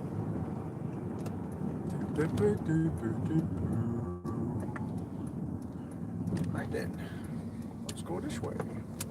Yeah. This is the way that the sat nav is taking us. Oh, I should all go to my short economy pressure. Hello, Miss Penny Penny. Wine is always wine about doing their best. Winners go home and the prom queen. Which way am I going? Is it straight on? Straight on. Ah, it's confusing. What's going on with this road? Is it a road? I think someone's driving. Quite unusual looking buildings though, aren't they? They're lovely. Well, on the left Well, that side. one's good. That looks brand new. A lot of these buildings look brand new. They look like they've just been built, but they're all kind of like got a lot of character to them. A lot more character than a Barrett's home or a persimmon home. We're gonna make everything beige and look the same. Twat.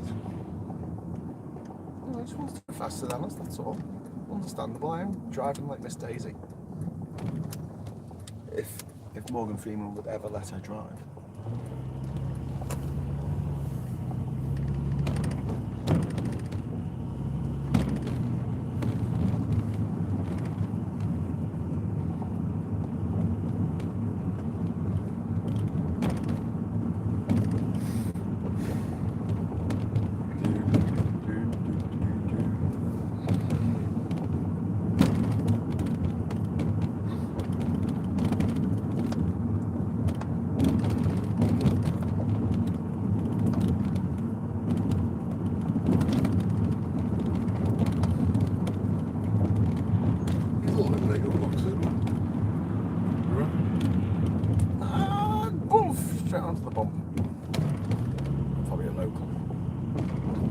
Loads of traffic behind me. We're all following the Googles, and also I'm going too slow for them. Oh, we just got overtaken by a Tesla.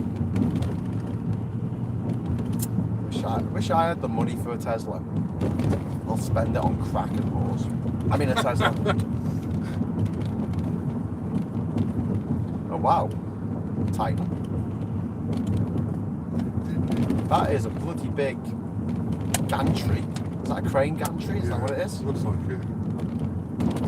It's really weird because you can see the sky through it. It looks like it should be a building, but there's no building. Just the out, just someone's done the outline of a building. They're gonna colour it in later. Yeah, it's a crane. So what's that offloading? I mean, are we near the docks? Why are we near the docks? We should be going inland. Are we near a river? Major inland river? No idea.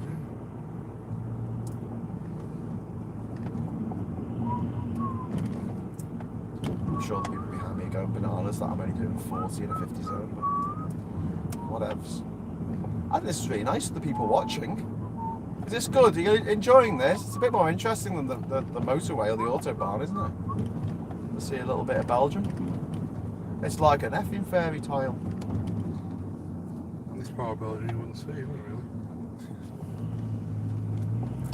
Welcome to the back streets of Belgium with Bear and Graham. Bear with us.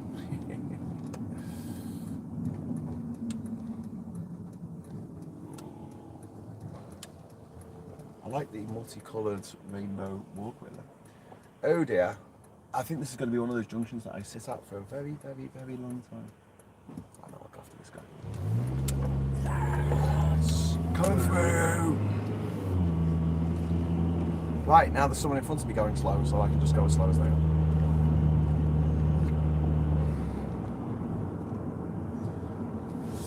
They're driving on the wrong side of the road.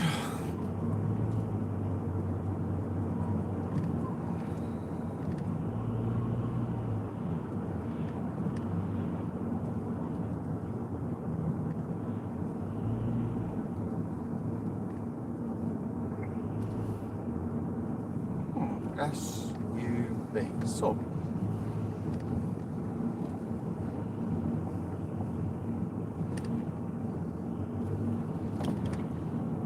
Oh, what are all those flags for? The German flag, Belgian flag, American. Ukrainian. Although the Ukrainian one's really faded. Looks like they've got that out the back, out the basement. Have we got a Ukraine? We've got a Ukraine flag.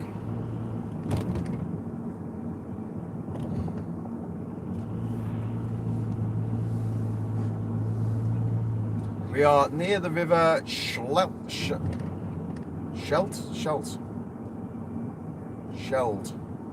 The River Scheld. We're by the River Scheld. To the right of us is the River Scheld. Aren't we? According to Google's. Behind us is a queue of traffic. Wanted to know why we're going so slow.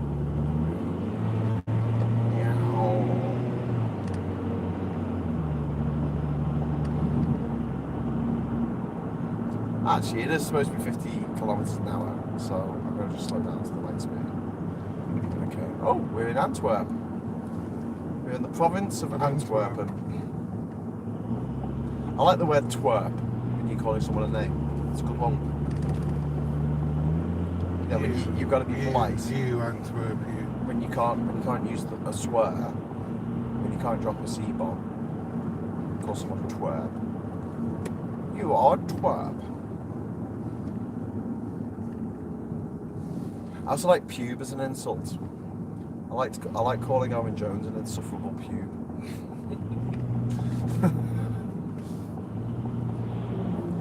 So I insulted Elon Musk last night. Yes, you did. Said he was a purveyor of vaporware, a digger of tunnels to nowhere. And I think I called him a man flob. You called him a man flog? A man flob. And a haunted mannequin. That's my favourite words. I'm particularly proud of man flob. Sounds like something Shakespeare would write. I need a word that puts together the idea of a man, but also a flop.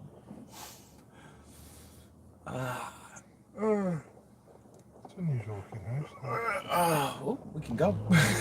I'm sitting here scratching my arse and the lights are on green. Never mind. I'll never make it to Formula 1 like this. Do you watch the Formula 1? Do you ever watch the Grand Prix? I watch MotoGP, but not the Grand Prix. Apparently, Lewis Hamilton's not having the best of season. Cool, baby. He had a great season last season up until the last lap of the last race when they stopped all the cars and put his main rival in front of him. I went, there you go, mate. How'd you like that? And I know I shouldn't laugh, and I know it's really horrible and really mean, and like, you know, he didn't deserve to lose, but and Max Verstappen definitely didn't deserve to win. But God, it was funny. It's just what we're gonna do, and there's nothing you can do about it. He's into the pretentious. Which one? Lewis Hamilton. Lewis. Why is he pretentious? He is. I like him. I used to, I don't anymore. What was it? Lost a lot of respect. What was it for you? The fact he went to Monaco so he doesn't have to pay tax? No, not just that. There's other things. I think that's more honest than being married to the Chancellor and then living in this country and pretending that you're non-domiciled as a citizen of another country, and then lying about the fact that it's because you were born in India, so you have to do that. No, you don't. And then it turns out that Rishi Sunak has a green card for America, which part of the green card thing is that you have to say that you will make America your forever home. Okay, so back onto the motorway now, and it's just saying 8 minutes. Look, do you know what the problem is, mate? There's a bridge over the river, and basically this is the only way over. It is the only way we can do that. Yeah. Okay.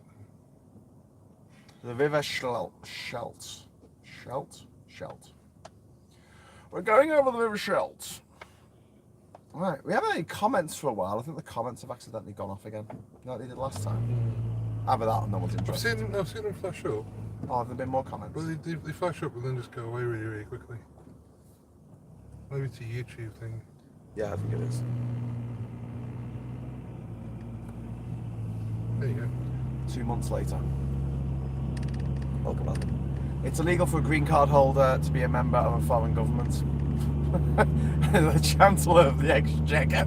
It's not like he's a local councillor. He's the Chancellor of the bastard Exchequer. Right, so we're coming back onto the motorway now. So we left the motorway because of the queue, and now we're joining the motorway. Hopefully, it's moving slightly quicker though than it was when we first came. So I don't know. No, it's not. That was deceiving.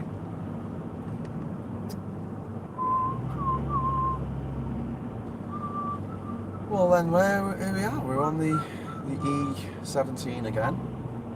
We are trotting along, which is fair enough.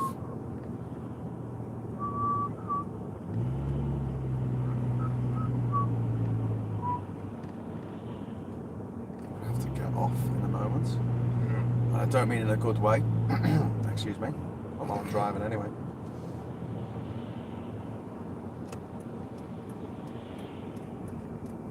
And I will slot myself in here, as the actress said to the bishop. Beautiful. Right, we have a 7-minute delay now, since we... See, that guy has got the right idea. He's gone... Oh no, he's actually going off. He's going off. Do you know, that might be an idea. You might want to go off and come back on again, if that's possible. There's some flashy lights down there. You and your flashy lights. Oh, there you go. There's a sign saying there's a 9-minute queue. Oh well, at least we avoided the 2-hour queue. We're still going to get there at 5 to 1. That hasn't changed.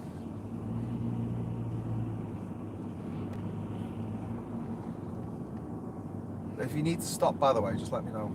Okay. Especially if you need to stretch your legs. I don't want you doing yourself a mischief because you're crammed in there. I was like, what a horrible colour for a car. That is disgusting colour. So It's amazing that someone said, what colour do you want? It's not green, please. Welcome to Judgmental Driving with Chris Rossi and Graham Hughes. Stop ringing. We're judging you. We're judging you live on YouTube. I did see a lime green Ferrari once. A lime green Ferrari. Why would you do that to a Ferrari? It's not asking. I don't know. I would like to dip Nick Ferrari in lime green paint and let him suffocate like that woman in Goldfinger, which apparently wouldn't happen in real life, which is made up for the film. Also, fun fact about, I think it's Goldfinger, is that the one where there's a tarantula? He wakes up and there's a tarantula in his room. I don't know. Apparently Sean Connery was mortally afraid of spiders, which is understandable. Spiders are stupid, greedy animals that have not just 8 legs but also 8 eyes, which I just don't agree with. But he was terrified of them, so they actually filmed the scene with, there's a plate of glass between him and The spider itself. behind him and the spider. Am I alright to my left here? Is this guy letting me in? Yeah. I can't see shit to Yeah, my left. yeah, you're fine. Alright, left. Words to get you in trouble. Rotterdam. Rotterdam. Words to get you into trouble. Of course I'm listening. The check's in the post. You all right left. Oh, they're building a new bridge. There you go. That's the problem, mate. The bridge is out. Look at that. Look at that. This is fucking. What's going on? Bit of a Blues Brother thing there. Where's the bridge? Where's the bridge gone? They're obviously building a new bridge because this is obviously a pinch point for traffic. Okay, It's quite impressive. Yep, 70 now. So you can, I suppose, in a way, if you're going to build elevated roads and elevated railways, then yes, okay, use concrete if you really have to. I prefer you use bricks and made lovely viaducts, but whatever, it's cheap and effective. But buildings out of concrete, no, you can build the interiors, but don't let anyone see that it's built of concrete, Don't have it on the outside. It's disgusting. It's like a human with all its innards on the outside of it. It's not very attractive. Someone who's just been drawing courses. Like, bringing our conversation full circle, William Wallace. Who famously got the Queen of England, or future Queen of England, pregnant. Even though the real William Wallace was, the real princess who became the Queen was 7, I think, when William Wallace was put to death. They never met. But don't let historical facts get in the way of a good old-fashioned yarn. A DPD driver's determined to get through. He's got a package that needs to be delivered. No, he's going to get to his destination as quickly as he can. And a typical DPT driver, he will knock on the door, give you 15 seconds, and he'll wait till you're on the toilet. He'll know you're on the toilet because you got a package coming. He's like, "I'm look at the toilet." And you're like, "I'm desperate." It's alright. It won't come while I'm on the toilet.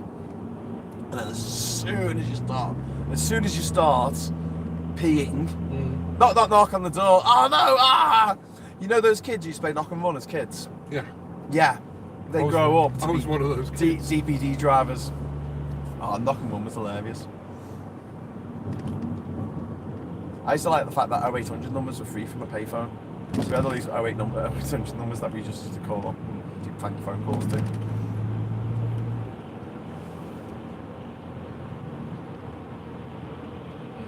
There was I remember there was one, I think it was like the Larder helpline, for like Larder cars or something, or the Larder sales line.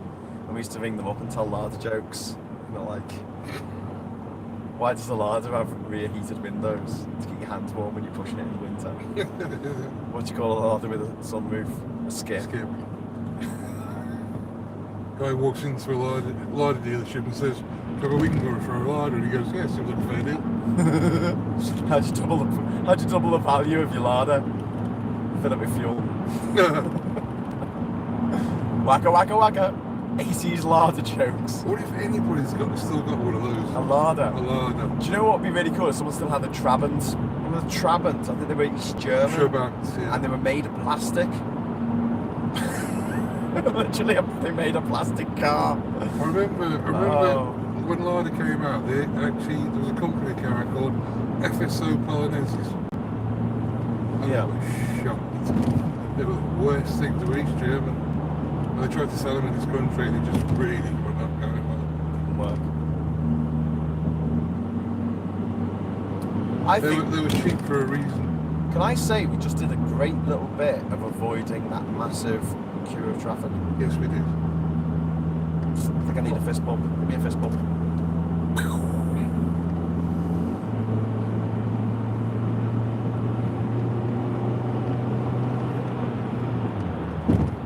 I've got that fucking Swedish chef in my head now.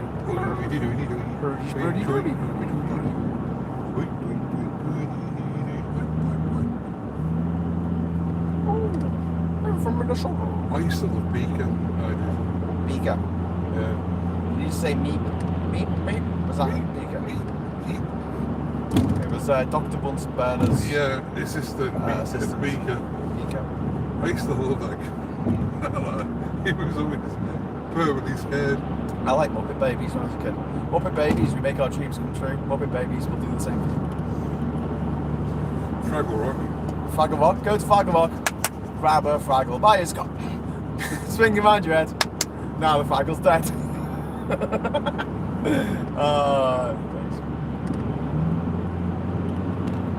I used to love Uncle Travelling Matt.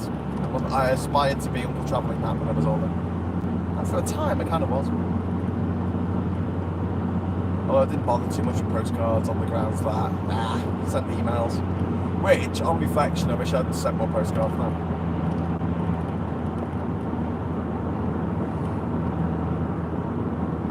See, when I was a kid, you know when you used to get like Jerry Anderson and cartoons and stuff? Well, when I was a kid, it was Fireball XL5. And they had the most corny names as well. The lead character was one of the women was called Venus. Was that a TV show or film? No, it was a puppet thing. Oh, right, okay. It was a, You had, it was a Jerry Anderson one. yeah. It was Was that one of the really early ones? it was the very first one you ever did, black and white. Right. And you had Steve Zodiac. Yeah. All right, he was the hero. And you had Venus.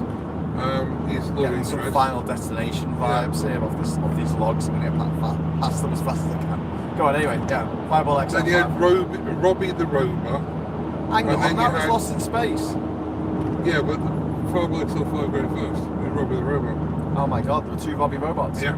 And then you Thank had... you, robots. And then the actual scientist was called Bones, which later on was given to somebody else's. So it was... Jerry Anderson got sued everyone. It was really interesting hearing how Jerry Anderson made it in TV. And basically, he... I think the story was that he just got himself an office, right? So he just literally hired an office and got a phone line put in. And I think he got his wife, Sylvia, to man the phone. And basically said he was a production company. They hadn't made anything, they hadn't shot anything, they had no show reel or anything like that. They just said, we're a production company, we can make anything that you want. And whoever it was, Lou Grade or whatever, ITC or I don't know what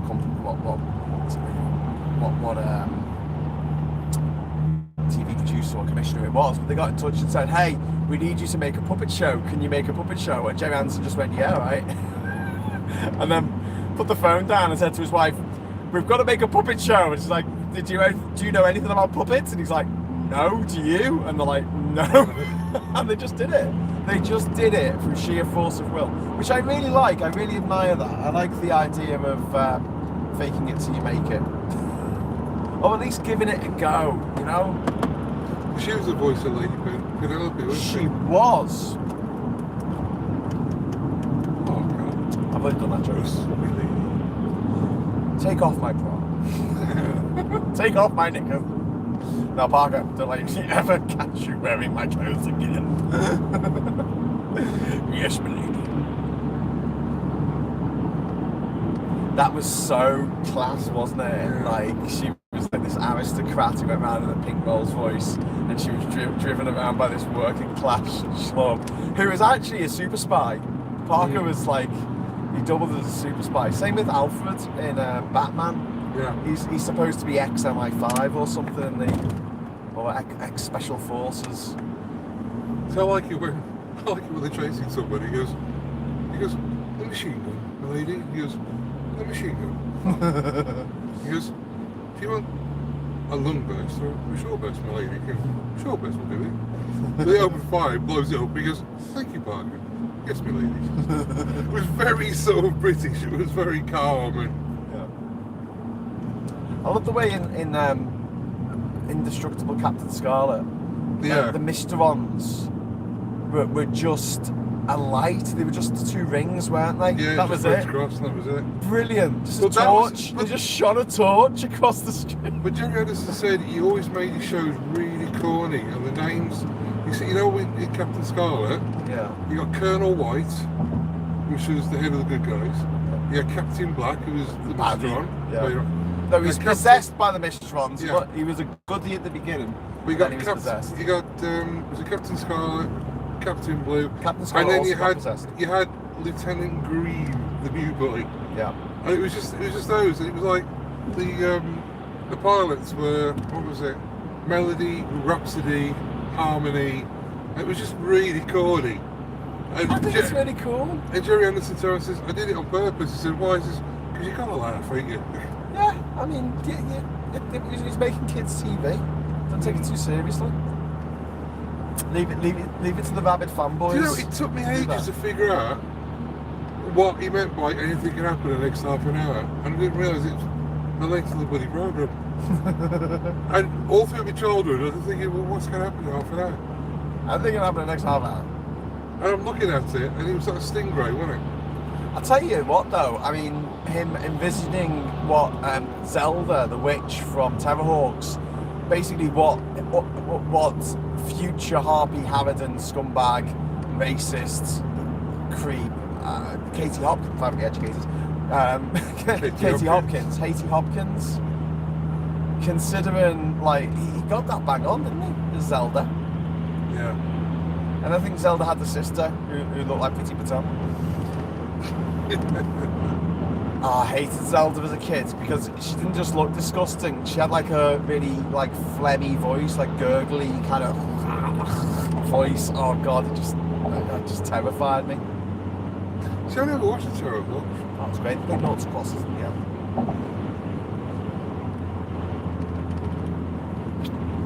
There's quite a big queue of traffic going the other way. I think that bridge is problematic. It's a bit like when they were building the new bridge over the Thirlwall Valley, the second Thirlwall Viaduct. It was a bit of a nightmare for like a good 10 years there.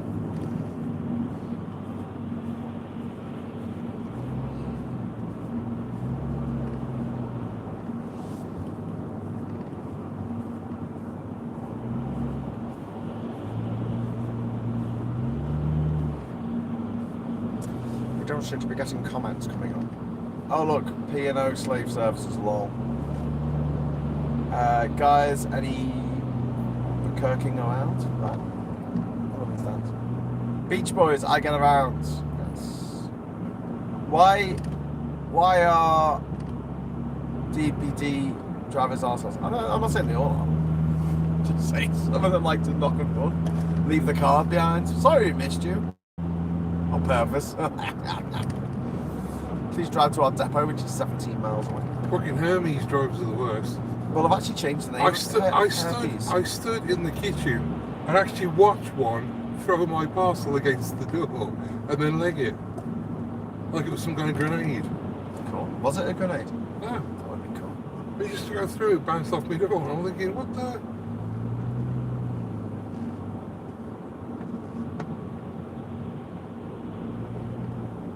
We've got 13 people watching, we've got 13 thumbs up. If you'd like to head over. So what do they call themselves now then, Hermes? E-R-M-I, I think, Emmy. Something like that. Or Emery, E-M-R-I, I don't know. It's a horrible, like, logo that they've got, it's like each letter is a slightly different font, which annoys the crap out of me. But we don't need snowballs. Yeah, I can't be dealing with that. I think it's still going to be shit. Yeah, but Hermes was just a bit too close to herpes. You have missed your herpes delivery. I didn't want that. Surprisingly. Right, we have about, I don't know, 4/10 of a tank left.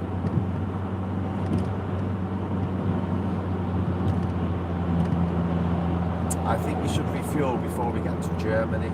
Oh god, yeah. Germany's so expensive. So expensive. Oh, yeah. And the coffee's shite. Coffee's shite, it keeps me up at night. Seriously, Germany, hire some Italians. They're really good at making coffee. No, last time Germany has hired Italians and all went horribly wrong.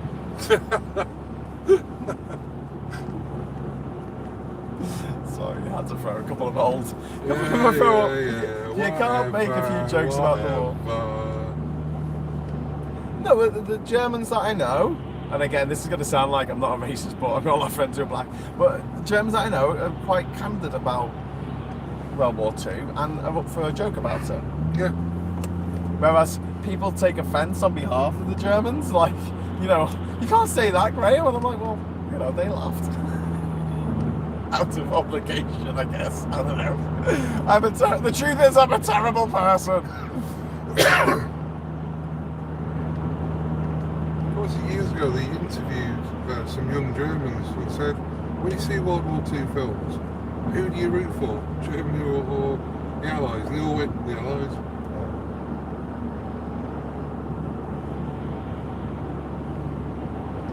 1 hour and 49 minutes slower. What is this road that you're taking me on?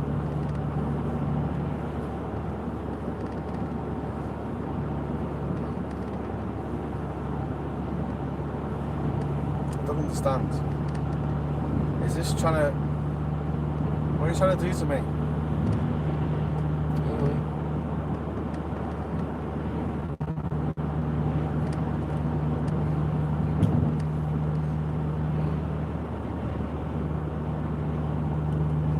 Right, we are now 15 hours away. 15 hours and 1 minute. Is this going to change now? Is it going to go 16 hours? Please don't do that. We are 1,499 kilometers from the border with Poland and Ukraine. Ukraine in the membrane. Ukraine in the brain. We're still on 5 to midnight. Sorry, 5 to 1. Why am I saying 5 to midnight? I get confused by the 24-hour clock. 5 to 1 in the morning. English time. It's not English time. I just use English time everywhere where I go in the world. I get up in the middle of the night in New Zealand.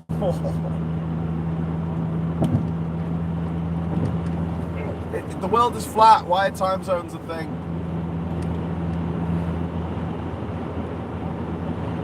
Rather random question.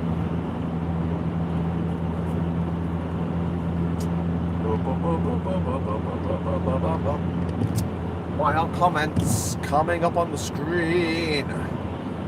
Why can't we see them? For years the BBC was worried about what the Germans would think of a low. I actually thought it was hilarious. Well, yeah, it's like the Germans episode of Faulty Towers. It's not really taking the piss out of the Germans. It's more taking the piss out of the Basil Fawlty. Just going over a river at the moment. River Phoenix. No, it's not River Phoenix. I'm on the drug. Killed River Phoenix. If anyone can name that band, I will give them the money myself.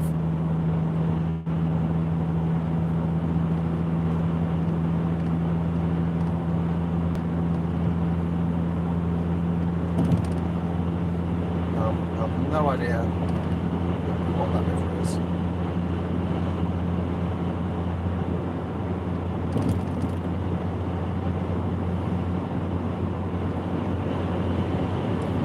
Oh, we're actually coming out of Belgium and going through the Netherlands. In a bit. It's alright. We did that last time. You gotta No, but you last gotta skirt time, it. the last time I did it, because I was going to Strauss on the border with the Czech Republic, didn't actually go through No, we did it Netherlands. the first time. Yeah, no, I think last time for me, I did it. But I did on the way back because I had to drop the family that I was dropping off in Utrecht. Well, the first time we went over, we went through it. Yes, I know. I'm agreeing with that. I'm saying last time I did, I skipped the Netherlands on the way there, but not on the way back. I thought, although I wasn't allowed in Germany, it had laws on not showing the swastika. I don't know if that's true, Jeff. True, because I think that the rules against showing the swastikas, it depends on the context. So if it's a movie like Inglourious Bastards or like Valkyrie or something, I think they allow it. So I think it just depends what it is. In Indiana Jones movies, for instance, they could use the swastika in that because it's not being used in a positive way. I think that's, and it's being used in its historical setting. I think that's the way they see it. I might be wrong. Someone from Germany could correct me. But it does really annoy me the way Germans dub all of their movies. Stop dubbing movies. This also annoys friends of mine who live in Belgium and live in the Netherlands and live in Denmark and live in Poland and get German television but can't watch the bloody movies because they're all dubbed into German. They can understand English, the movies, the language of the movies originally in. A weird thing that you get sometimes, I saw this on some of the ships I was on actually, where they have the original audio of a film and then they have a dub over that of the language, whether it's Russian or Filipino or whatever it is, and so you get two languages at once. It's a bit weird. It's kind of like, you know, when you see someone on the news and they start talking in their own language and then there's someone comes on a couple of seconds later and translates it over the top of what they're saying, but you can still kind of hear what they're saying. It's kind of like that. A bit disorientating. But I like it better than dubbing, which I just find ridiculous. But you know, in a country like Germany where you got 99% literacy, just put the subtitles on the screen. Help the deaf community.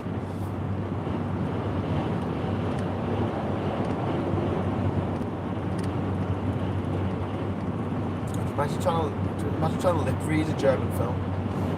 Sorry, an American film dubbed into German.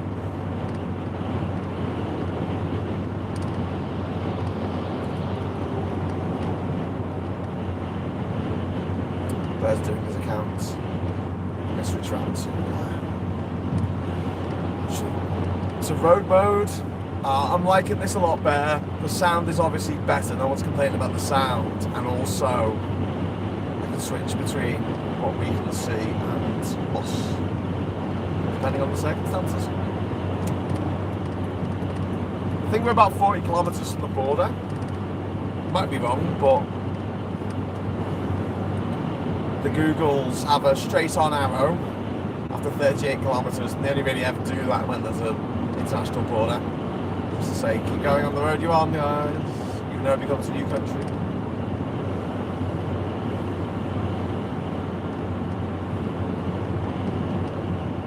Hey Bear, I love crossing over the border without having to declare anything.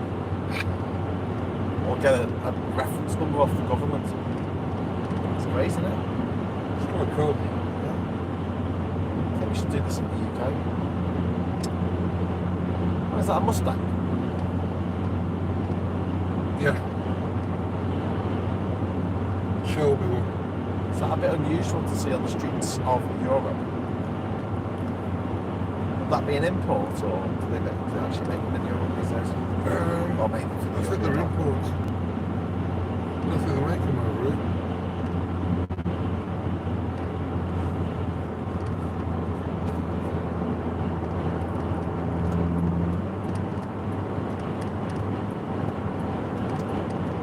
I should have enough money to import a car. Like,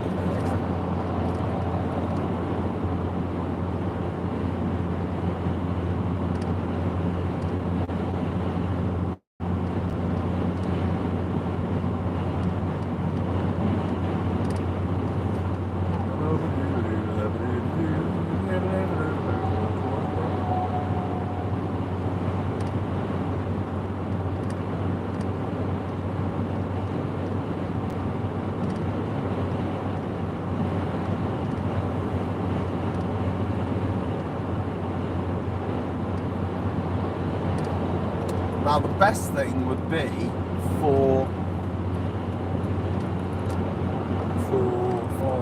if we pick up some refugees from the border, the best thing for us would be if they were going to the UK, because then we could just head straight to the UK. Sorry, I'm clanking things around by the microphone. Then we just head straight to the border. That's a fanny around. No, fannying around.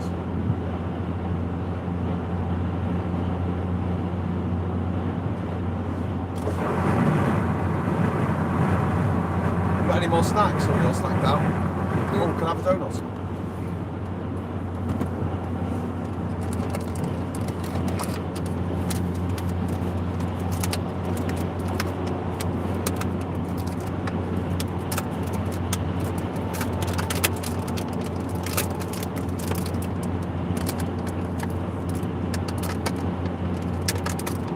I'm a bit sus about the chocolate ones, because the Belgians know how to make chocolate, do they?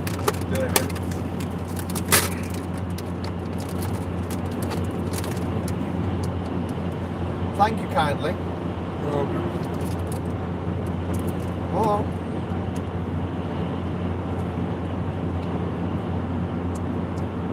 Yeah, I should have gone for the sugar one.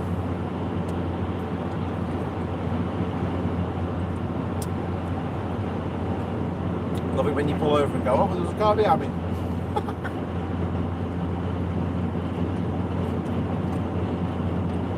Ages like that.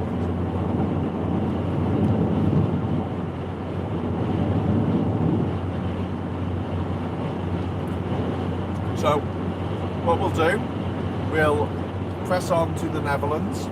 Yeah. And then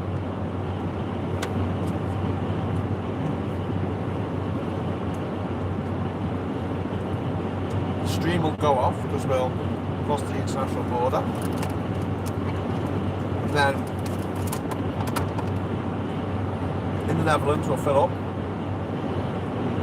And then when we get into Germany we'll pull over, set the stream going again.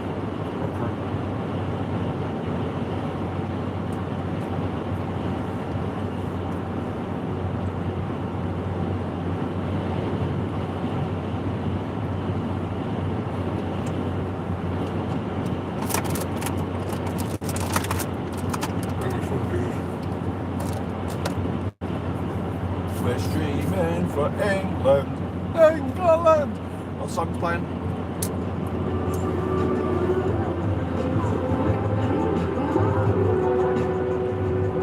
I have no idea. This is sun's alright.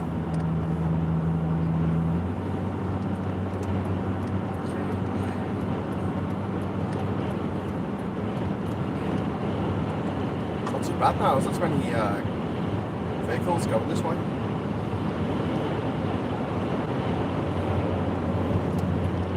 All stuck at that bridge. I know.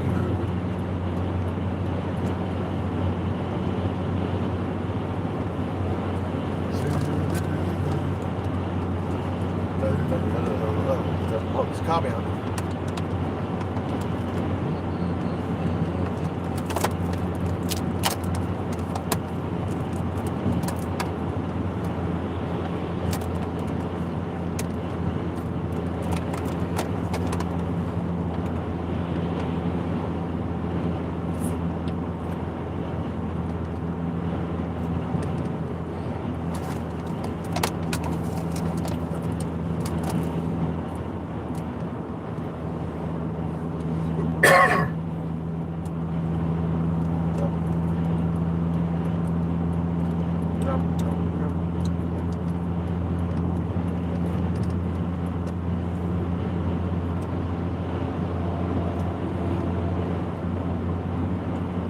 Sugar one's way better.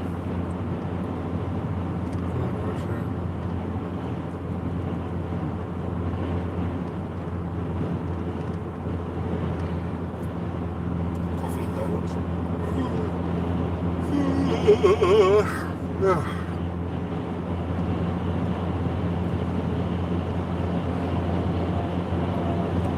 Meters, 22 kilometers.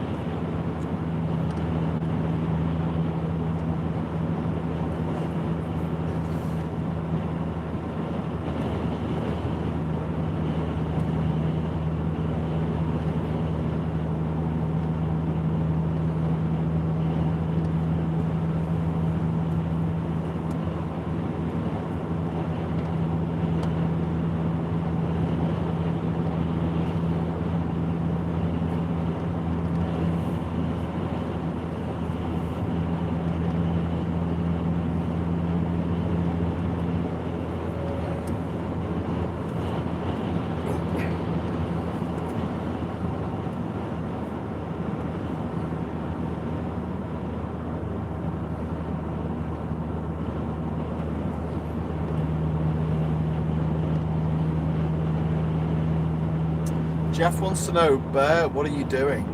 Did you miss the bad jokes? What are you doing? Like, why are you back on the road with me? Did you miss the bad jokes? Yeah, I did. I had this underwhelming urge to get back to the bad jokes. I just needed someone to be in the passenger seat and not laugh at my jokes. And I volunteered. I mean, what can you... 2,000 I couldn't kilometres. turn that one down. That's just 4,000 kilometres then, man. But you know, we have been thanked by the Home Secretary of the United Kingdom and Great Britain and Northern Ireland, Priti Patel, the most vile woman in the universe. I don't think she really meant that she wanted to thank us for what we're doing. I just think she felt obliged to say it. You know, like when a kid gets a sweet and you say thank you, and they go, thank you. The heart's not in it. I'm a professional cynic, but my heart's not in it.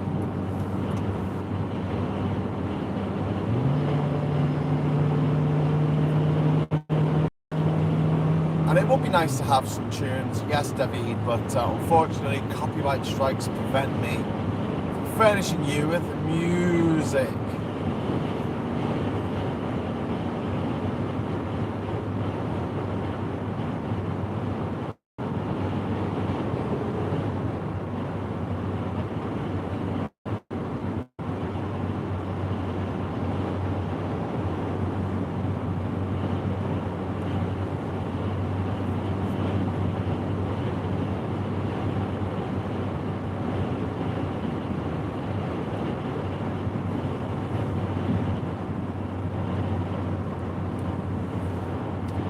You should write to Pritla and show her how out of touch she is with the British public. Well, I would probably not be very nice to her, so that probably wouldn't be a good idea. I don't think she'd listen to what I had to say. Couldn't listen to anybody, does she? Well, she listens to the Prime Minister and he says that she did nothing wrong.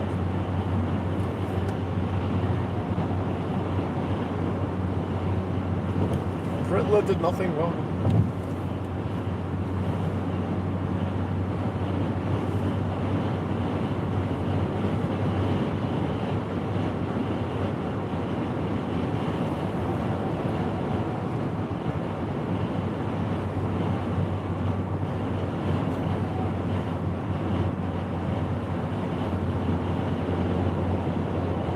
What am I driving? It's a Honda Step Wagon. It's a 2001 Honda Step Wagon. That's what we're driving. That's okay. If that's acceptable to yo peeps.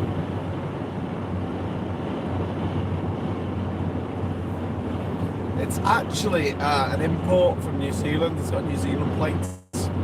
Consequently, the speedo is in kilometres an hour instead of miles an hour. Which is great out here because it means that I can see the exact speed I'm supposed to be going. In the UK, not so good. I have to do mathematics in my head. There's one thing I hate, it's mathematics.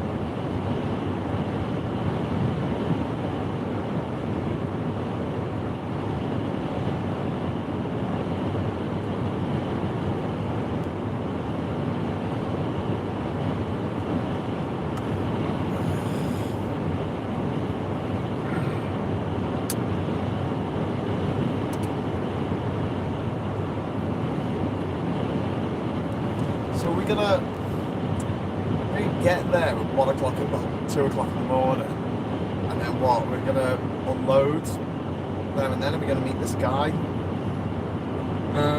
No, I thought we'd unload the Medica stuff and then following morning go straight down to the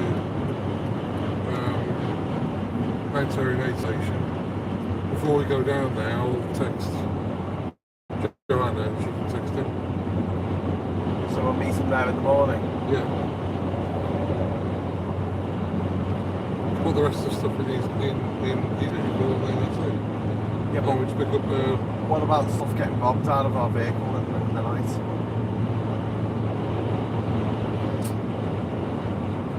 let's have a word with what's his name? Gordon. Let's have a word with Gordon to research. We have to take it all out, it's not going all back again.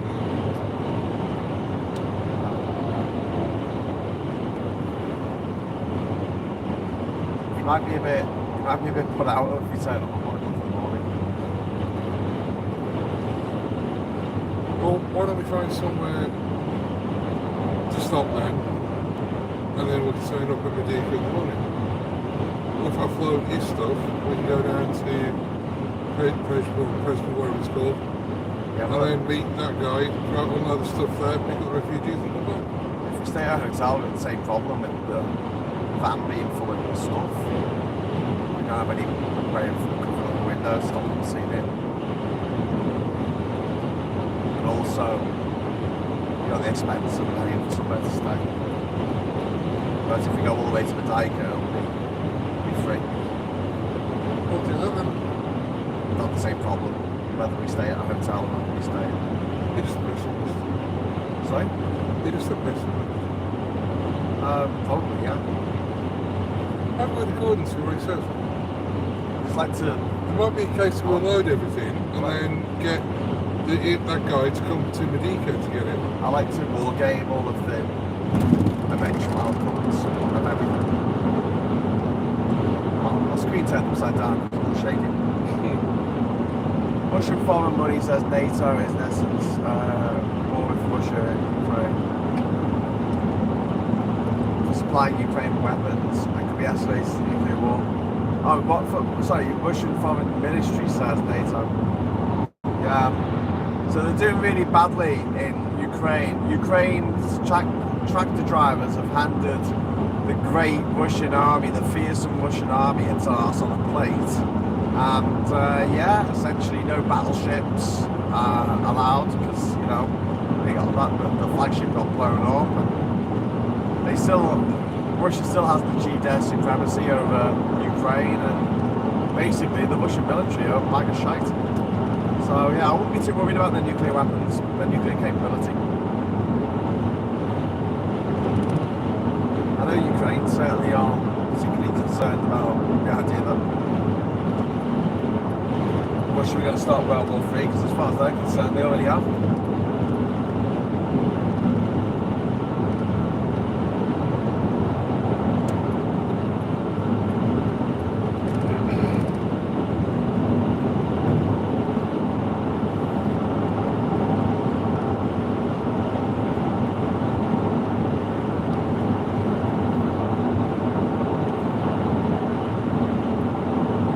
Okay, we are about 8.5 kilometres now from the border with the Netherlands. When we cross the border, we will lose the feed, we will lose the signal as our phones desperately try and grasp onto another signal carrier.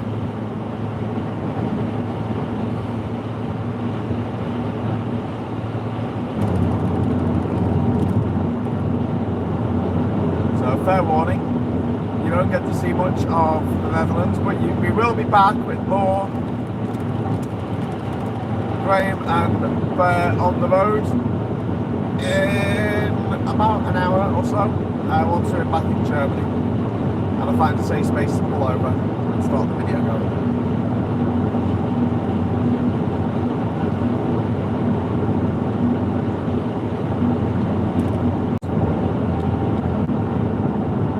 I actually lost the connection there because the road's so shaky. Shaking the camera up too much.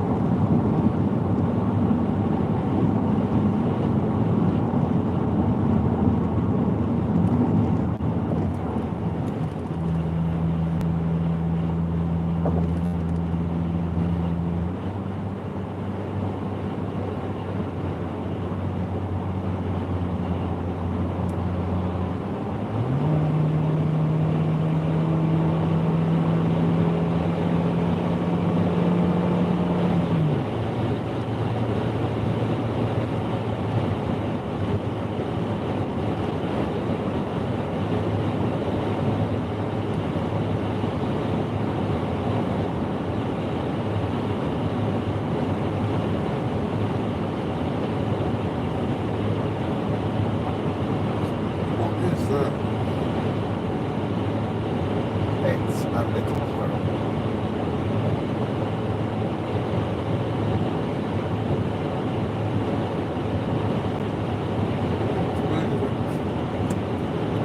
Burgers.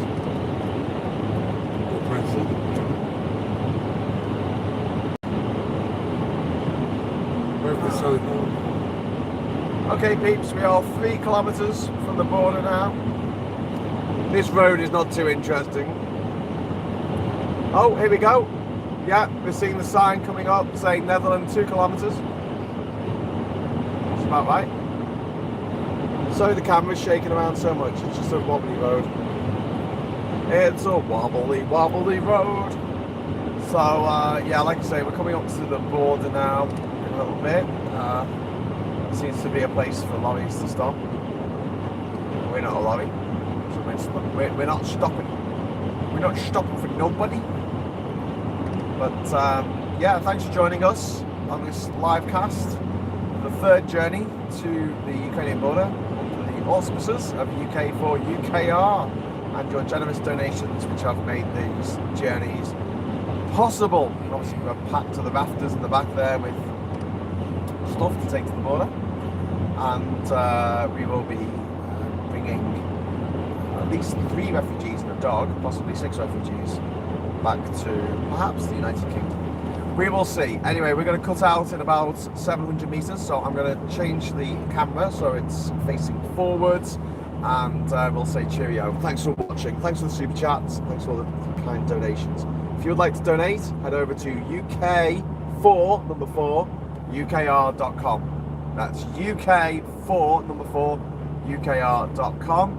And there is the sign on the right, peeps, for the Netherlands. The Netherlands. Yay! And we're allowed to go 120 kilometres. We are in Clover country. There's a garage there. We stopped at that garage last time, didn't we? Yeah, I think we did. Straight off the border.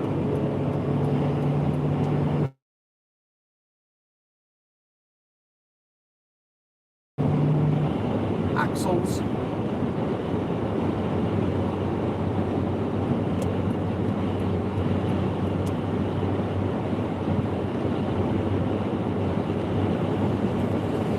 Welcome in Netherlands. Bye everybody. See you soon. Cheerio.